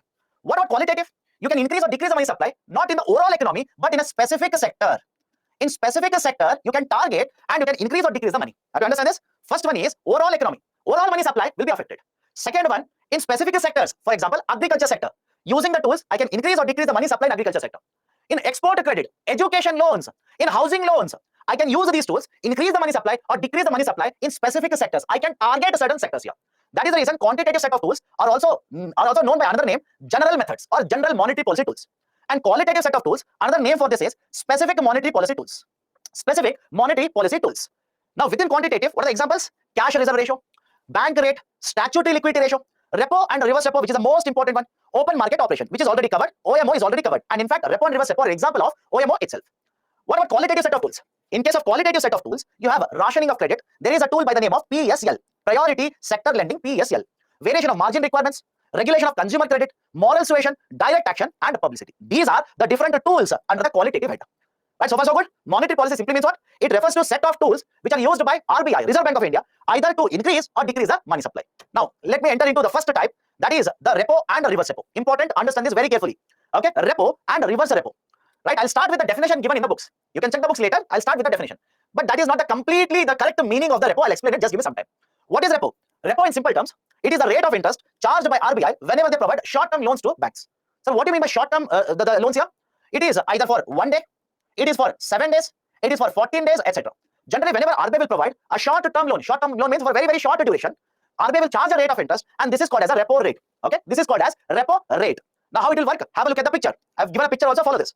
In the step one, RBI will give money to a bank and take G securities from the bank. That is bonds of the government from the bank. So for what purposes? Why do they collect a bond? Simple. There is a collateral concept. There is a concept of collateral. Right? What do you mean by collateral? Collateral is nothing but a security. Let me give a simple example. Imagine you go to a bank. You'll apply for a loan. Is it okay? You'll apply for a loan. Let's say housing loan. What do you think the bank does? The bank says, sir, okay, I will give you a loan, but you have any security to give it to me? Because what is the guarantee that you will repay it? Have you understand this? What is the guarantee that you will repay the loan? And that is where you will simply say, okay, sir, if you're concerned about it, you're paying me, let's say, 1 crore rupees to purchase a home. I will take the house documents, original documents, give it to you. Which means the house itself I've given as a security to you. Any problem with this? Let me know. Right? The term collateral or security is nothing but the idea wherein if you want to give a loan, you will collect something in return to keep as a safety, to take it as a safety. That is the basic idea of the collateral or security. So have a look at this. So what if bank doesn't want to sell bond to RBI? RBI says, good luck, I will not give you money. Simple. This is the condition imposed by RBI. Right? Don't try to create exceptions everywhere. Right? So what if I'm a bank, I don't want to sell the G securities. RBI says, good luck, borrow from someone else. Take a loan from someone else. I don't think the bank also does the same thing with you. Imagine you go to a bank, you'll apply for a loan. The bank says, keep your housing documents as a security. You'll say, no, I will not do. Then the bank says, sorry, sir. Right? Apply for a loan from somebody else. Right? This is how the system works out, Baba. Right? So understand this. RBI in the step one will give money and collect G securities, or let's say safety from the banking sector. Second one, second step, right? Let's say after one day, imagine this. After the duration is over, RBI will give back the security or the bond back to the bank and collect the money along with interest from the bank. Simple. Second step, RBI will collect the money that they're given along with interest from the bank. Imagine 10% is the repo rate. Imagine 10% is the repo rate. Right? What will happen here? RBI will give, let's say, 100 rupee to the bank. After the tenure is over, RBI will collect 100 rupee plus 10 rupee interest from the bank. This 10 rupee is nothing but the application of repo rate itself. It is nothing but application of repo rate itself. So I'll repeat it again. What is the repo rate? It is the rate of interest that is charged by RBI on short-term loans given to banks. The loans can be given for 1 day, 7 days, 14 days, etc. Before I wind up, one more last point for the day. Already you have understood the concept of open market operation. We have discussed this. Open market operation. What do you mean by open market operation? It is a process wherein RBI purchases or sells government securities. I'll repeat the statement. What is open market operation? It is a process wherein RBI buys or sells government securities. Now look at the picture carefully. Look at the picture carefully. Is RBI doing it? I understand this. Look at the picture carefully. Is RBI doing the same thing? RBI is purchasing and selling government securities. Dowry, you're saying no. Pritika, you're saying no. Deepak, no. Why? Tell me. What is RBI doing here? Don't say, sir, money is given. Where is government security? First step, can I simply say that first step, can I simply say that RBI is buying G securities? If there's a problem, let me know. In the first step, right, RBI is buying the G securities. In the second step, RBI is selling the G securities. If there's a problem, even now, let me know. I have to understand this, right? This is a basic idea, right? So don't be confused. UPSC might simply say repo is a type of OMO, right? You'll have a heart attack. Okay, the book says repo rate is a rate of interest, but UPSC says it is a type of OMO. This faculty is a useless faculty. Did not tell us anything. Apply the logic, you'll understand. Okay, so this is the repo rate. Let me stop the discussion here today. Let's go to the reverse repo tomorrow. Let me stop the discussion here today. We'll go to repo rate, reverse repo rate tomorrow. Please don't worry. Before I wind up, let me take up some of your questions.